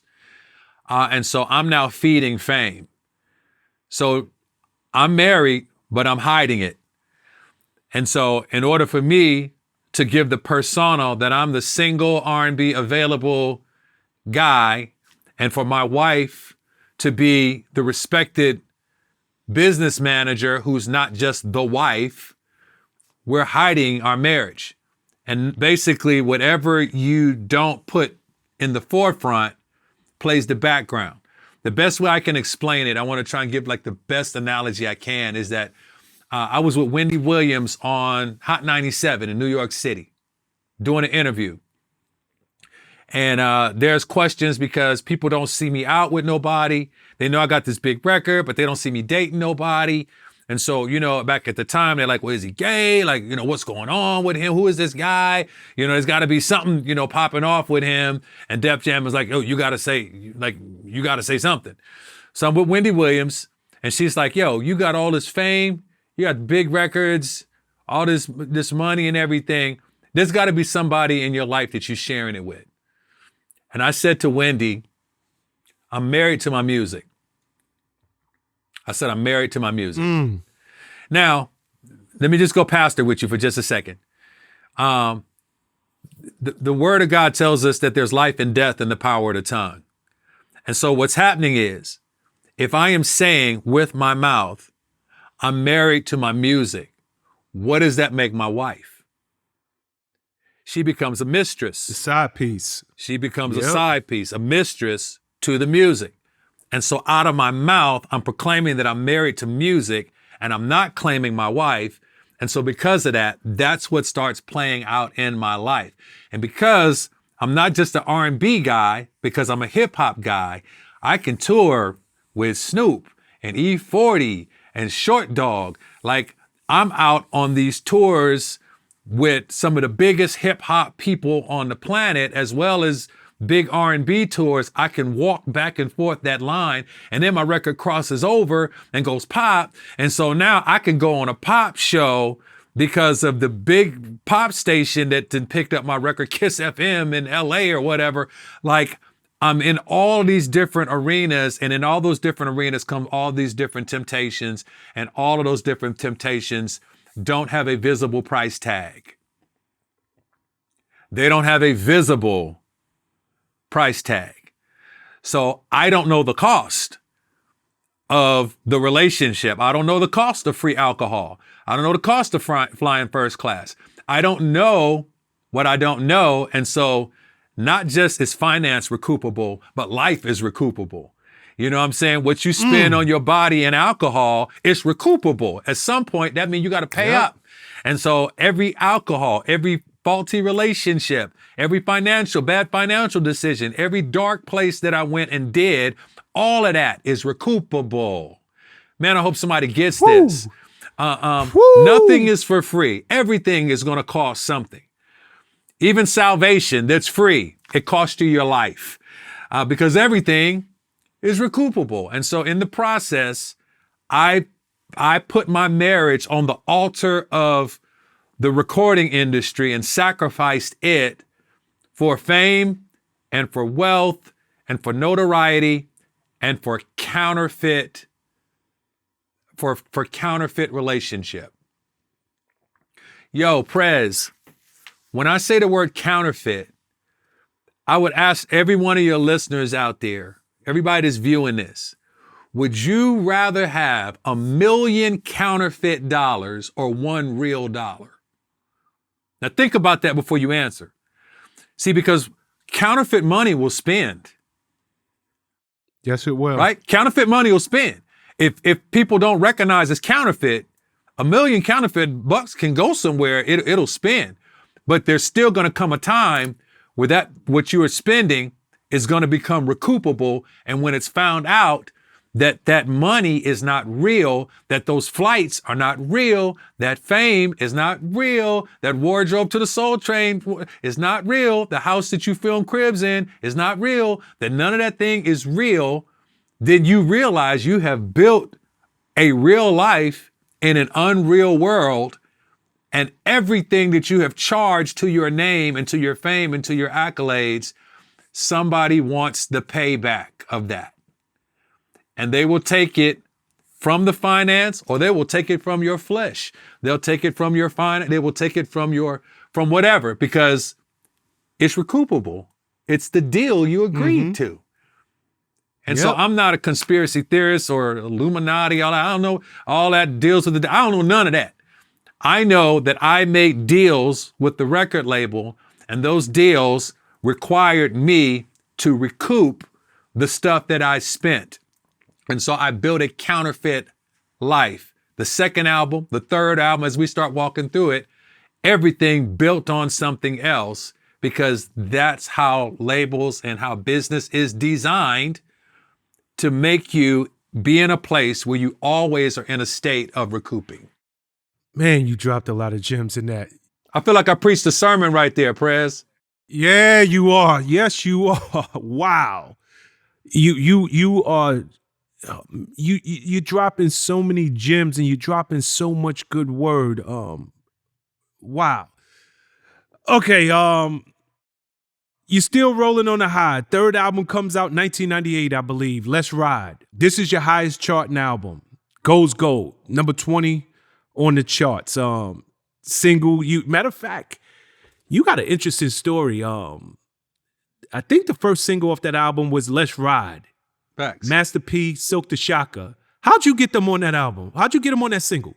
P was filming something. He was either filming one of his movies that he was making. I can't remember what it was. I was with Tina Davis at the time. She was like one of my A&R people that was helping me navigate putting this project together. And a gentleman named Teddy Bishop had produced the track for Let's Ride. Noontime Productions and all those guys at the time. They were fire hot. And I heard this track that it had that Southern bounce. It had like an ATL type of feel to it. And the guy in the song, there was a voice in the song saying, "That's right, that's right, that's right. That's right, that's right." It was real tucked down. But when I heard it, it sounded like he was saying, "Let's ride, let's ride, let's ride." So that's when I came up with the idea. I remember singing the hook. I said, "Let's ride. Oh, no, I don't doubt it. Your love is about it, about it." I was like, woo. I said, to sing your love is about it, about it. Oh, that's fire. I was like, well, hold on. Out of respect, I cannot sing that lyric unless the guy that said about it, gave me the approval. So I have to scrap the whole song unless P says that will work. Now, I'm not going to try and send him the record or sit into his label or do this or that or the other. So I get the big black truck. I got the thing on the big 20s at the time. I find out where he's filming. I roll up onto his film set. I got the track with the just the track. And I pull up on set. P gets into the passenger side of the car. He and I are sitting on his film set.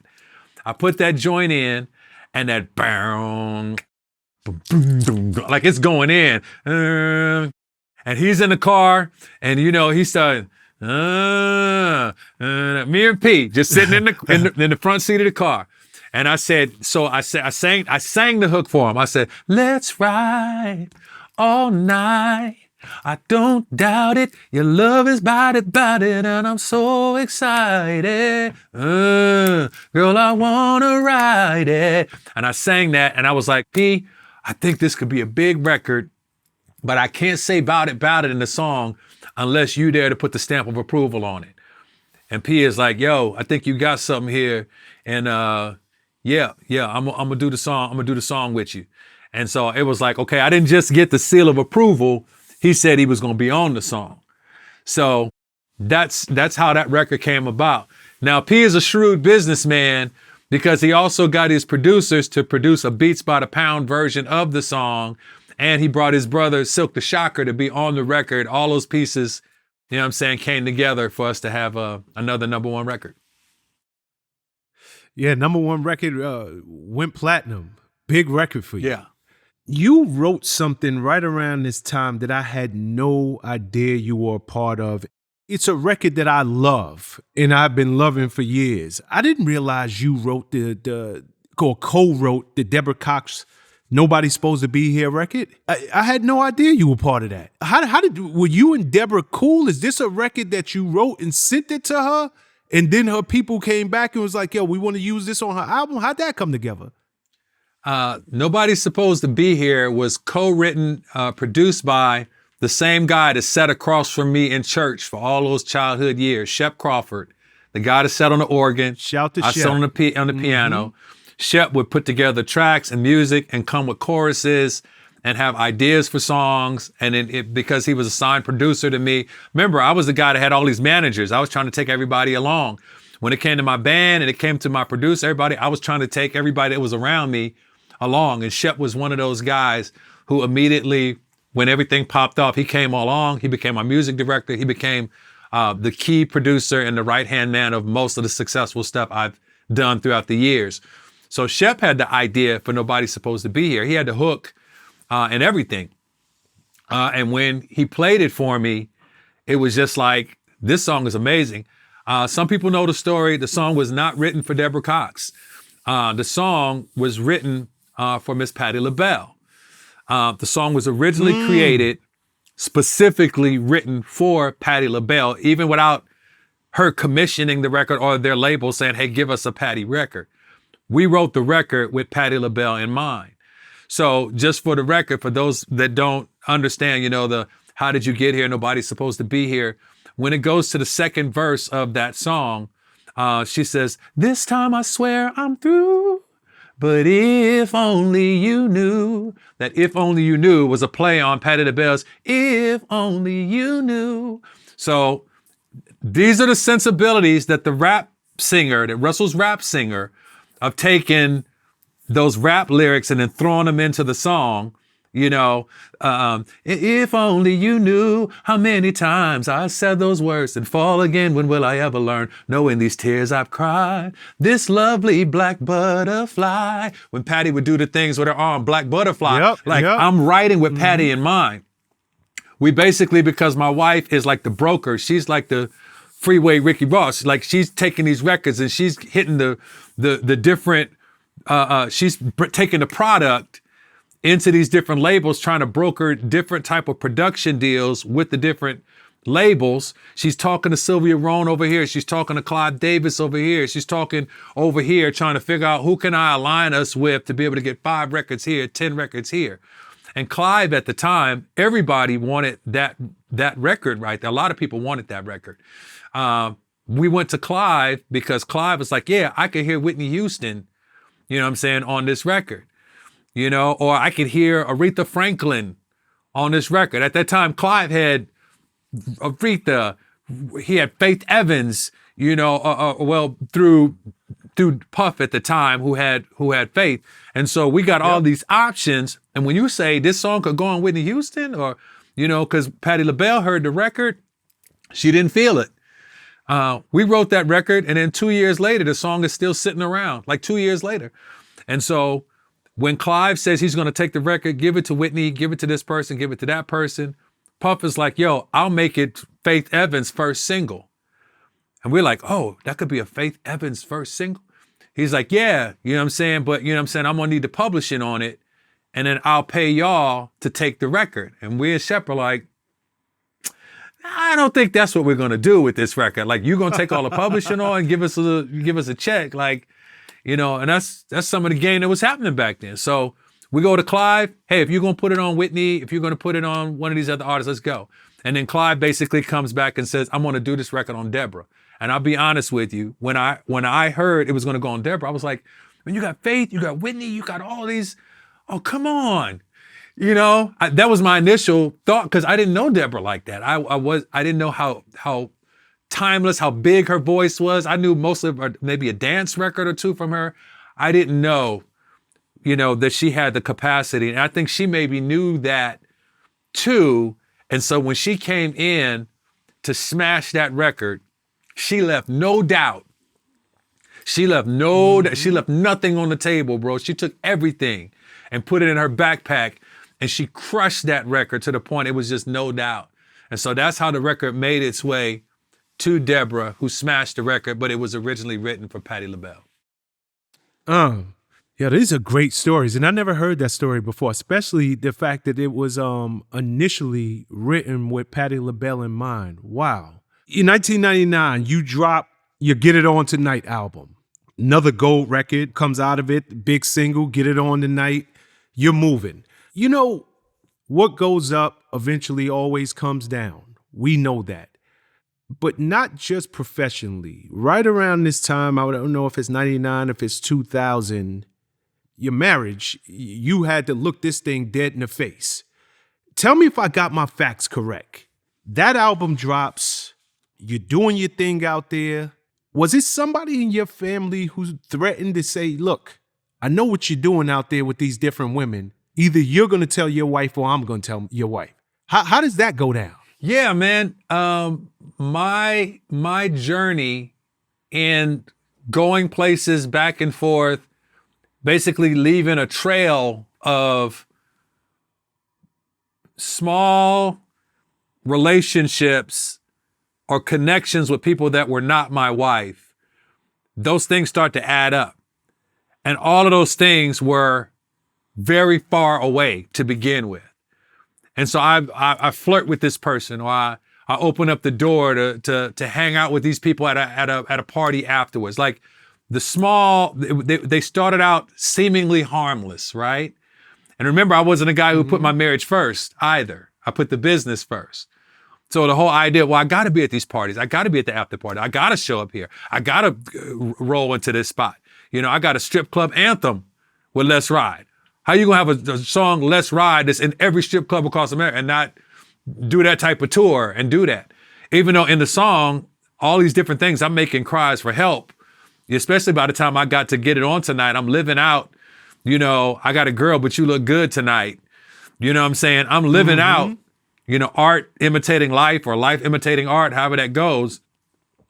So all these different small relationships, but in many different ways, very toxic, very dangerous relationships are all far away. And so I try and insulate myself from that. Okay, I'm not going to go here. I'm not going to go here. I'm not going to do that. God help me, because I love you and I don't want to fail you. I want to be good to my wife. You know, I got a little daughter now about this time. And so I insulate myself. And then the challenges that at one time were external, now they start coming from internal. And so now the people who are closest around me, or the places where attraction and stuff are starting to happen with people I didn't rock with for years. You know what I mean? And so from that standpoint, I had very, very good friends. One of my closest friends to this very day, who watched me, who saw me fall, who caught me, you know what I'm saying, in compromising situations, you know what I'm saying, like visibly walked in on a tour bus when I got some girl on a tour bus or whatever. We're not doing, you know what I'm saying, we're not having sex, but I got her on the tour bus and that's not my wife.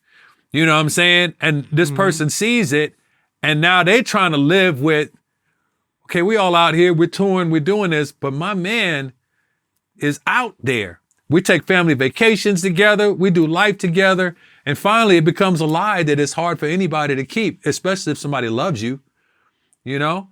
And so basically we're planning to go on a family vacation somewhere like we always do.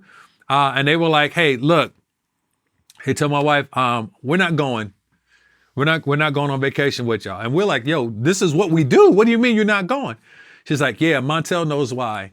Ask him. And just tell, if he won't tell you, I will.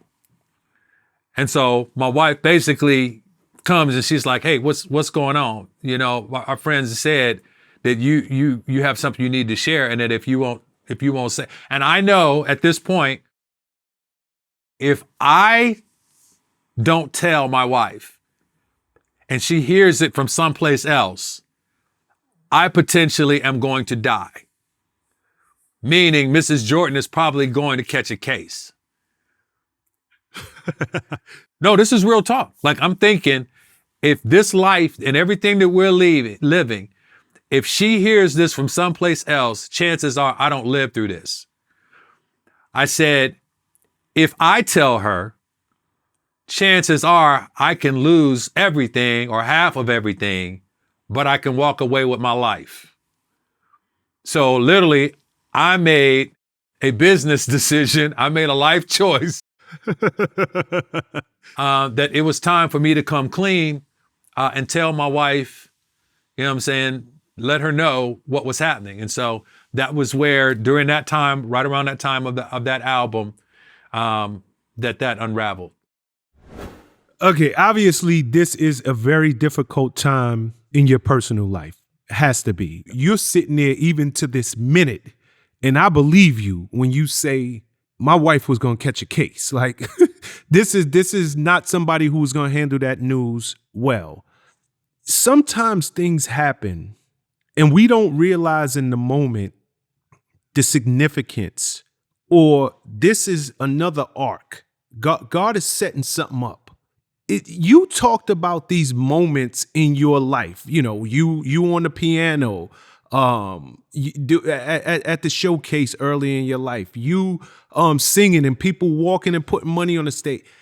Was this another one of them moments? Because I know you and your wife have gone on and you're stronger than ever. You've written books together. You've changed your life and you went back to your roots, back to the church. You coming clean with your wife. Is this around that time where seed is starting to be planted? Maybe I need to start heading back home. Is this in that area? This was in a time, Prez, where I really had lost myself. Like, I literally was now a product of the music that I was creating. I'm at this point in time, I am literally living out Hollywood and Atlanta type of lifestyle of not even knowing who I am anymore.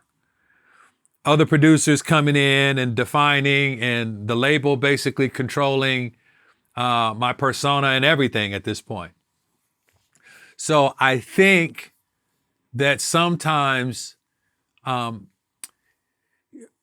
best way I can explain it, Prez, is that the world tells you that you have to look inside of yourself to find yourself. I believe sometimes you have to lose yourself to find yourself. And so in order for me to start finding who I was, I had to lose the idea or the concept of who I was according to the record label, according to the fans, what they thought of me. All of that started, it had to die. And so the beautiful part of the death that I suffered, of that career, of that person, remember the spiritual schizophrenia, the different Montells. Yep. In order for that Montell, that unfaithful Montell, to die, it had to be brought out to light, right? Things only develop in the dark. Anybody that understands old camera, before digital phones and everything, you had to develop film. And film only develops in the dark. In the dark. And whatever is there on the film in the dark, that's going to be developed, and you see what's developed after it's exposed, when it's brought to the light. And so literally the things I had been doing in my marriage and outside of my marriage, those are all things that were being developed in the dark, but it hadn't been exposed yet. And so what's happening at this point, when I get to this place, I end up that God pulls the lid, puts the light on it, and all of this now is shining me and my wife and my 4-year-old daughter in the face. What do you do with that at this point? Does she leave? Does she take half? You know what I mean? What happens to your career? Do you try and move on? Like what happens at this point in time? And that's where she's faced with the biggest decision she's ever had to face, with God speaking to her when the world is speaking to her. You know, the world is telling her, or at least the close enough circle. See, the cool thing about being in Atlanta when this happened was God exposed me, but he didn't allow it to happen in Hollywood. He didn't allow it to happen under the big LA lights with People magazine and everybody watching this whole thing. We did not have to do it what Mr. West and Mrs. Kardashian are going through, how that plays out in public. That didn't happen to us in public. God covered us enough that my shame and the guilt and the things I processed in that season, he covered us rather than allowing us to be uncovered in that season. So literally, we're now taking that journey.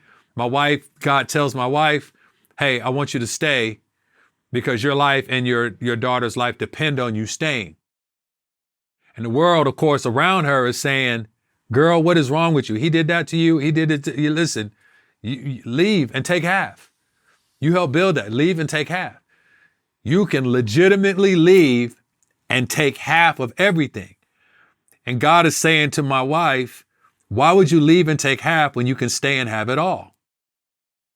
So that's something that people don't understand, that our decision to stay together was not well, she control him now and she travel with him everywhere and she do this and that's why she stayed because blah, blah, blah, blah. You don't know nothing. This is the social media people out there that's real, got a nice mouth behind keystrokes, you know what I'm saying, to say some stuff. But that was not what happened. God asked my wife to stay and my wife said yes. And then in that process, when my wife is speaking to the Lord saying, but how can I trust him again? God says, I'm not asking you to trust him. I'm asking you to trust me in him, which meant in order for her to trust the God in me, I got to get God in me. And understand, I was brought up in church, right, Prez? But just because I was always in church didn't mean church was always in me. I feel like I'm talking to somebody right now. I was always in church, but church wasn't always in me. So now I had to move out of the whole religion thing that I knew about going to church and playing in church and all the stuff I did my whole life around church and never had a real relationship with God, with Jesus Christ. And that's what I'm now faced with through God opening up everything. All the guilt, the shame, the stuff I struggle with, because in my infidelity, man, and my cheating, in my years of traveling and doing that and dancing around these different relationships and all of the stuff that I did, all the sinful stuff that I entertained, I wasn't like, man, I love this. This is great. I'm top of the world. I would do something small and dude, I would go back and I would be tormented by what I did. And I would go back to the Lord and be like, God, take this from me. Why is that? And then I get good for a minute. I'm in the Bible for a minute. And then like when you're out on the road touring, you could just be rolling up in the church regularly every Sunday. You know what I'm saying? So I'm now back out and I'm out on tour and I can see I'm on the road with Snoop or this big concert and there's all these different rap artists. I can look outside the peephole of the window of my hotel room and I can see women in towels walking back and forth across hallways, walking from room to room. Like this is real. So I'm looking out of hotel rooms. I can see the element right outside the door. And now all of that has culminated in all the guilt, all of the sin, all of the struggle that I went through for years of seeing stuff and doing stuff and then beating myself up and then coming back and seeing stuff and wanting to feel stuff and experience stuff and then beating myself up. Like that guilt, that shame compounded over years and years of time, like the first 7 years of my marriage. And now I'm thinking I'm being exposed and actually God wants to set me free. And there's a difference between exposure and freedom. And so when this comes to light, And I then get the opportunity to share what I had done and had been doing with my wife. Several things happen. One, I end up getting free from the stuff that had me captive. Those things had me in bondage. Those things had me tied up and imprisoned. But now I've shared that secret stuff with my wife, and now she's now sharing in that imprisonment and that bondage that I carried all by myself all of those years. And now she's carrying shame that shouldn't even been hers, you know what I mean, to carry. But now I realize in that process, she's going to be the one to help me heal from that. And part of the healing process that I got was through the process of her finding the space and the capacity to forgive me for the stuff that I had done in our marriage. She sounds like one heck of a woman. She really does. But you never know God's divine plan. And that's why I asked, was this one of those moments? Because, and I love how you put it so eloquently. And I think that a lot of people will get it because you were set free. And now all secrets are no longer secrets. They've been put out there, and you and your wife can begin to heal and rebuild your marriage. So Prez, let me throw this in there real quick, because I think I was talking about there's a difference between being exposed and being set free. So I'm thinking that God is exposing me when actually God is setting me free from these things. And the cool thing about that process, man, is that what I started learning in that space was that I was willing to give up everything at that point. Beforehand, the music business was everything. The songs were everything. The accolades were everything. The fame, the money, all that was everything. But now I got to the point of where it was kind of like, okay, if I have to give everything away to put my marriage first, I'm willing to do that. I'm willing to sacrifice everything for my marriage. And that was one of those major shift moments when I said, I'm taking my family and my wife off that altar, and I'm not going to sacrifice them anymore. Wow. Okay. You and your wife come to a place where at least you can start rebuilding. But while you're rebuilding professionally, we have all been there. Stars rise, but it's nothing like new screams. It's nothing like being that new kid on the block. It's nothing like the new fanfare. You're on the other side of your career.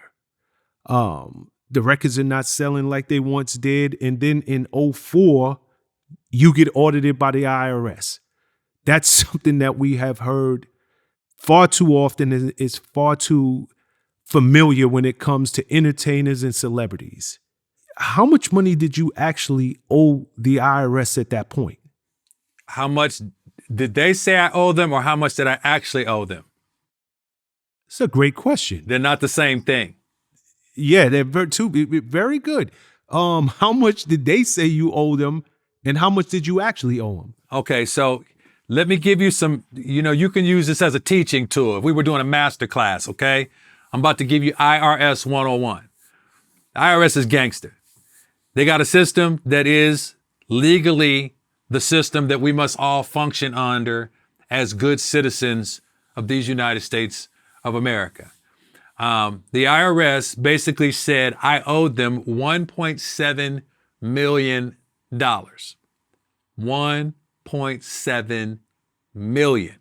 But I'm about to put you up on game so I can show you how you get to 1.7 million.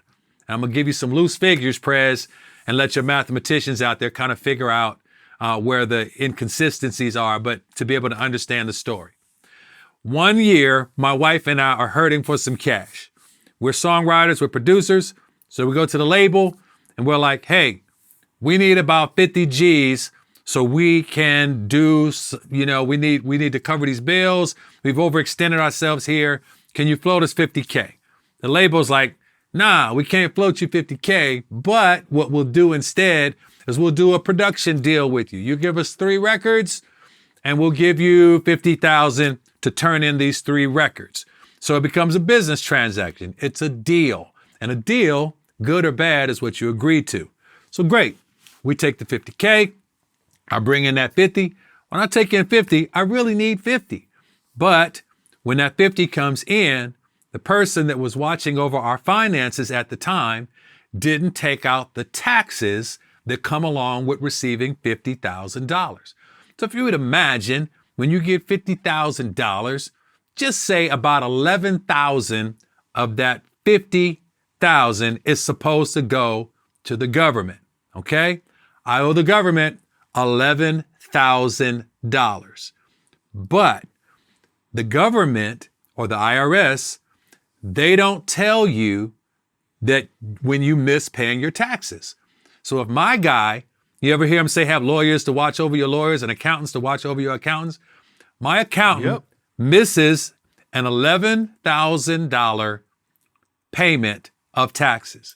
And so rather than the government say, hey, you owe us $11,000, the government never does that, because the government by law has a penalty of 11% a day when taxes are delinquent. So if I owe you $11,000, right? My account goes into default because I don't pay the $11,000 in taxes. What happens is now when that account goes into default, there is an 11% tax a day of interest that is tied onto the $11,000. If you can do math, that comes to $1,100 a day. So Prez, what happens is, if the government is now getting $1,100 every single day in interest, why would I tell you to pay your taxes? Why not wait 2 or 3 years? And then 2 or 3 years later, they come to the table and they say, hey, you owe us $1.7 million. How in the world can I owe you $1.7 million? Well, because you didn't pay $11,000, you didn't pay the $11,000. The penalty on the $11,000 is $1,100 every single day, and $1,100 every single day for 365 days, 365. That amounts start to goes up into the hundreds of thousands and the millions. And because it's interest, if you go back and say, hey, can I pay you a portion of it? Can I pay you $11,000? Can I pay you what I actually owed you from the beginning without the interest? No, you can't. We want all the interest. We want everything.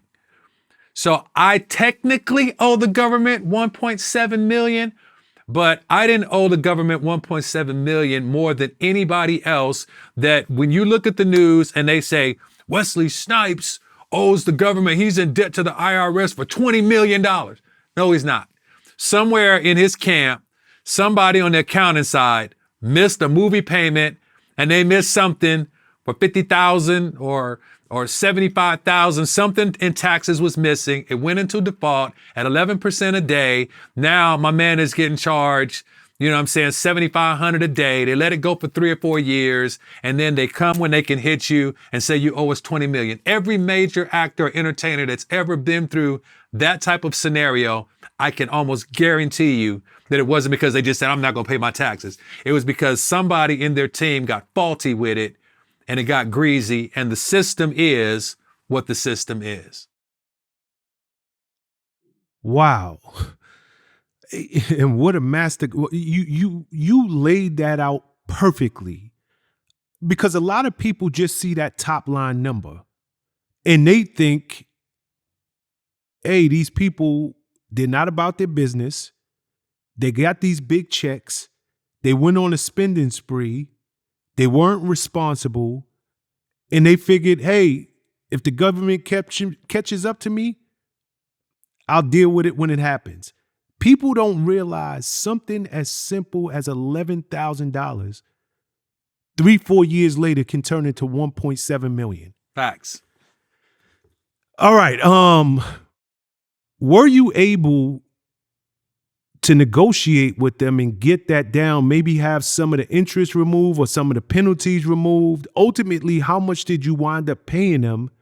And if you needed to begin with, Def Jam to float you $50,000, I gotta believe that you weren't sitting on whatever y'all negotiated for you to just pay them off. So how'd you end up paying them? I paid them in flesh. I paid them in years of time. I paid them in bankruptcy. I paid them in intellectual properties. So I did publishing deals where I resold and gave away my music catalog in exchange for freedom. Okay, stop there for a second. You have a vast music catalog. When you say you resold, gave away, are we talking about all of the major hits that you and I covered throughout this interview? Every song that we've talked about, anything that was under my publishing deals, I did publishing deals to everything that was in my intellectual property underneath my jurisdiction, the portions that belong to me. I did a publishing deal that was probably in the area of about $600-something thousand. And I never even saw the check. I literally took the check of the publishing deal and gave it right over to the IRS, was still indebted for the rest of the money, and I had to file bankruptcy. Okay, where do you stand now with the IRS? Oh, me and the IRS, we good now. Listen, after 11 years, we are very good now. Please tell me you got a new accountant. Thank God. Thank God. That was a tough one to swallow, man. But once again, the process of, I heard people Biggie say stash more cash than Burt Padell. For a while, I had Burt Padell as an accountant. And I got to tell you, at that time, it was probably one of the best decisions that I ever made because everything financially was very, very pristine and very, very clean and very, very well taken care of. It was a lot of times when I tried to bring aboard people I'm trying to give a chance to or give an opportunity to, those were the times when I ended up, it came back to bite me. Okay, you just mentioned God. Before we conclude this interview, your life comes full circle. You are in the church. You're a minister, if not a pastor. Correct me if I'm wrong. How did that come to be, number one? And number two, where are you at in terms of secular music overall? Because you're still Montell Jordan. Now that you're all the way in the church, do you still go out and make money singing the old songs? Have you completely given it all up? You and I have spoke in depth about, the way the church looks at it. That is the devil's music over there. Are you now at that place? How does that work for you? Great question. It kind of leads to where I am now. And I said at the beginning of this interview, if you want to know how something ends, look at the beginning. So the idea was that I started in church. Now I pastor a church. Okay, my wife and I, we are the lead pastors of a church called Masterpiece Church. You say it fast, it sounds like it's Master P's church, but it's not Master P's church. I don't think Brother Percy has a church, but it is Masterpiece Church. It's a virtual church, and the beauty of how we get to that place is because of the years of doing music. To answer that other question is, I still tour now. There was a season where after God reconstructed our marriage and put it back together, that I left the music business completely and went into full-time ministry. People say you left the R&B music business and went gospel. I did not go gospel. I went nothing. I went into full-time ministry and there was no music being done. I was a worship pastor at a mega church in Atlanta. And during that time period, I did no music. I did no tours. I completely, the ministry word was burnt the plow. In other words, that bridge of crossing over, I burnt it to where I felt like I'm never coming back to that. I'm going to be in church ministry. I'm going to give everything to God. All my music, everything is going to be all for God. In that process, Prez, of losing myself to find myself in ministry, I learned things about serving. I learned things about leadership, man. I learned things about my identity. I learned that I used to think music defined me, and I had to learn that music doesn't define me. I define music. Music doesn't make me. I make music. And that's when I really started to find who I was, not based on other people telling me who I am, but based on God being the one who tells me who I am, my identity being in him, my identity not being in my blackness, my identity not being in my accolades or my fame or my notoriety, but my identity being in being a son. You know what I'm saying? Being a son of God, that's where I start to get my identity from. And then when I recognize that music doesn't define me, I define music, that opens up a whole different way of what I'm able and capable of doing. So from that standpoint, do I tour? Absolutely. I tour all over the world. I've been on the I Love the 90s tour for years now. Some of my closest friends, like I said, Coolio, who's passed away, he was one of the headliners on that tour. I'm out on a regular basis with my guys, Rob Bass. I'm out with Tone Loc. I am out with Mark McGrath.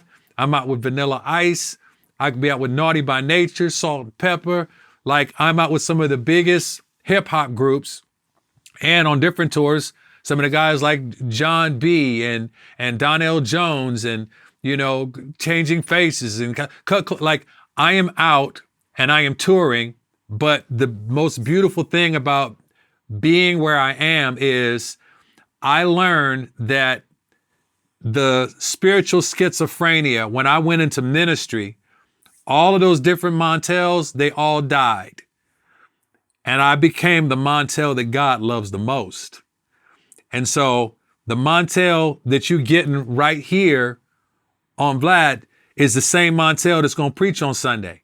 It's the same Montell that's going to be with my fraternity brothers. It's the same Montell that's going to be with his mama. It's the same Montell in the street. I'm the same Montell headed to the prison. I am the same Montell. I'm the Montell that God loves the most. And so from that standpoint, where we are right now is I still go out, I still tour, but I am a pastor. It's what I do. And so when I go places, the music, Prez, is nostalgia. The touring allows me access into the world of people who may have been lost like I was. And I become a pastor to the unpastored. I become an influencer of influencers. And so I become a pastor to the artists I'm out on the road with. I get to go into places that are outside of the church, and I get to take the gospel of my story, which is what I've seen, what I've heard, what I've experienced of how God can change and transform a man's heart, and then take me and put me right back out into places where people who don't know God, but they know me, I get to make an introduction to the best thing that ever happened to me. And so we do a church now, and my wife and I, we do marriage ministry together, which absolutely makes no sense. But biblically, God tells us that he will use foolish things of the world that confound the wise. That means he will use stuff that makes no sense. It makes no sense that an adulterer can help other marriages stay together. That women want to know how my wife said yes to staying and how God restored us and how we have one of the most powerful marriages to me in the world, in any race of folks. We got something that God put together, and we want to share that with the world through the different things that we're working on and putting together now. So that's where we are now, Prez, that we have a marriage house in Georgia where we allow public marriages to heal in private. And from that same house, we do virtual ministry from our living room to your living room in doing a church. Wonderful. For anybody who wants to log on to your church, I know it's virtual. What is the URL? Master, P-E-A-C-E, Masterpiece Church. We're on YouTube. We're on Facebook. Most people like to watch it on the website. We have an app, Masterpiece Church. And we are every Sunday night at 6 p.m. Eastern Standard Time. That's 3 on the West Coast. After the message is run every Sunday night, it goes on demand. So you can go back and watch all the messages, the previous messages. And literally it's from a house. We are a house church, man. We have flipped ministry on its side. And like I said, I was always in church, but church wasn't always in me. Now we in the house. Okay. While a lot of people trying to be outside, we're in the house. And we're in the house for the people that are outside, because my life has been on the road, in hotel rooms, in suitcases. And I know that artists and entertainers and executives that travel a lot, or who can't go to church, or who won't go to church, we're creating services and ministry to reach people right where they are. If you can't go to a church, it's okay. There's a church that comes right to you, and that's us. Beautiful, beautiful. And you guys also have a wonderful book. I encourage everybody to go out there and get it. This is how we do it. Making your marriage a masterpiece. P-E-A-C-E. Montell, I thank you so very much for your time. You spoke so much wisdom. People know you as this R&B icon, but the person you have blossomed into is so much more than music. And I know somebody needed to hear your words today. So thank you on behalf of myself and Vlad TV. I wish you all the best in everything you do. Continue success, continue blessings. And, hopefully we'll get to do this again real soon. Man, thank you for your platform. Thank you for your time. You're excellent at what you do. Your voice means so much to this generation and the one to come, man. And so I just want to say thank you, so much for allowing me to spend some time with you today and share some of my life and my story and my testimony really is what it is. And the really cool thing about it is hopefully somebody will see this, and beyond the music and beyond the nuggets and beyond the gold and beyond the bars that were dropped and the things that were shared, my goal is that somebody that doesn't know Jesus, that doesn't know God, that they'll see this and they'll be like, I want to know what Montell knows about that. And then if that ends up that my story and my being on Vlad TV helps somebody's eternity, I care about your now. But more than your now, I care about your eternity. If somebody sees that and my life becomes something that has their eternity changed, man, that's all I could want from this time spent with you today, bro. That's my heart's cry, that when I was lost, man, God came and found me, and now he put me back out there to find people who are lost and they don't know they're lost. And so I think hopefully people will be able to see this and know, hey, man, I think Montell might have been talking about me when he was talking about that. And I don't want to be lost. I want to be found. You know what I'm saying? So. Absolutely. Much love and continued success, brother. My guy.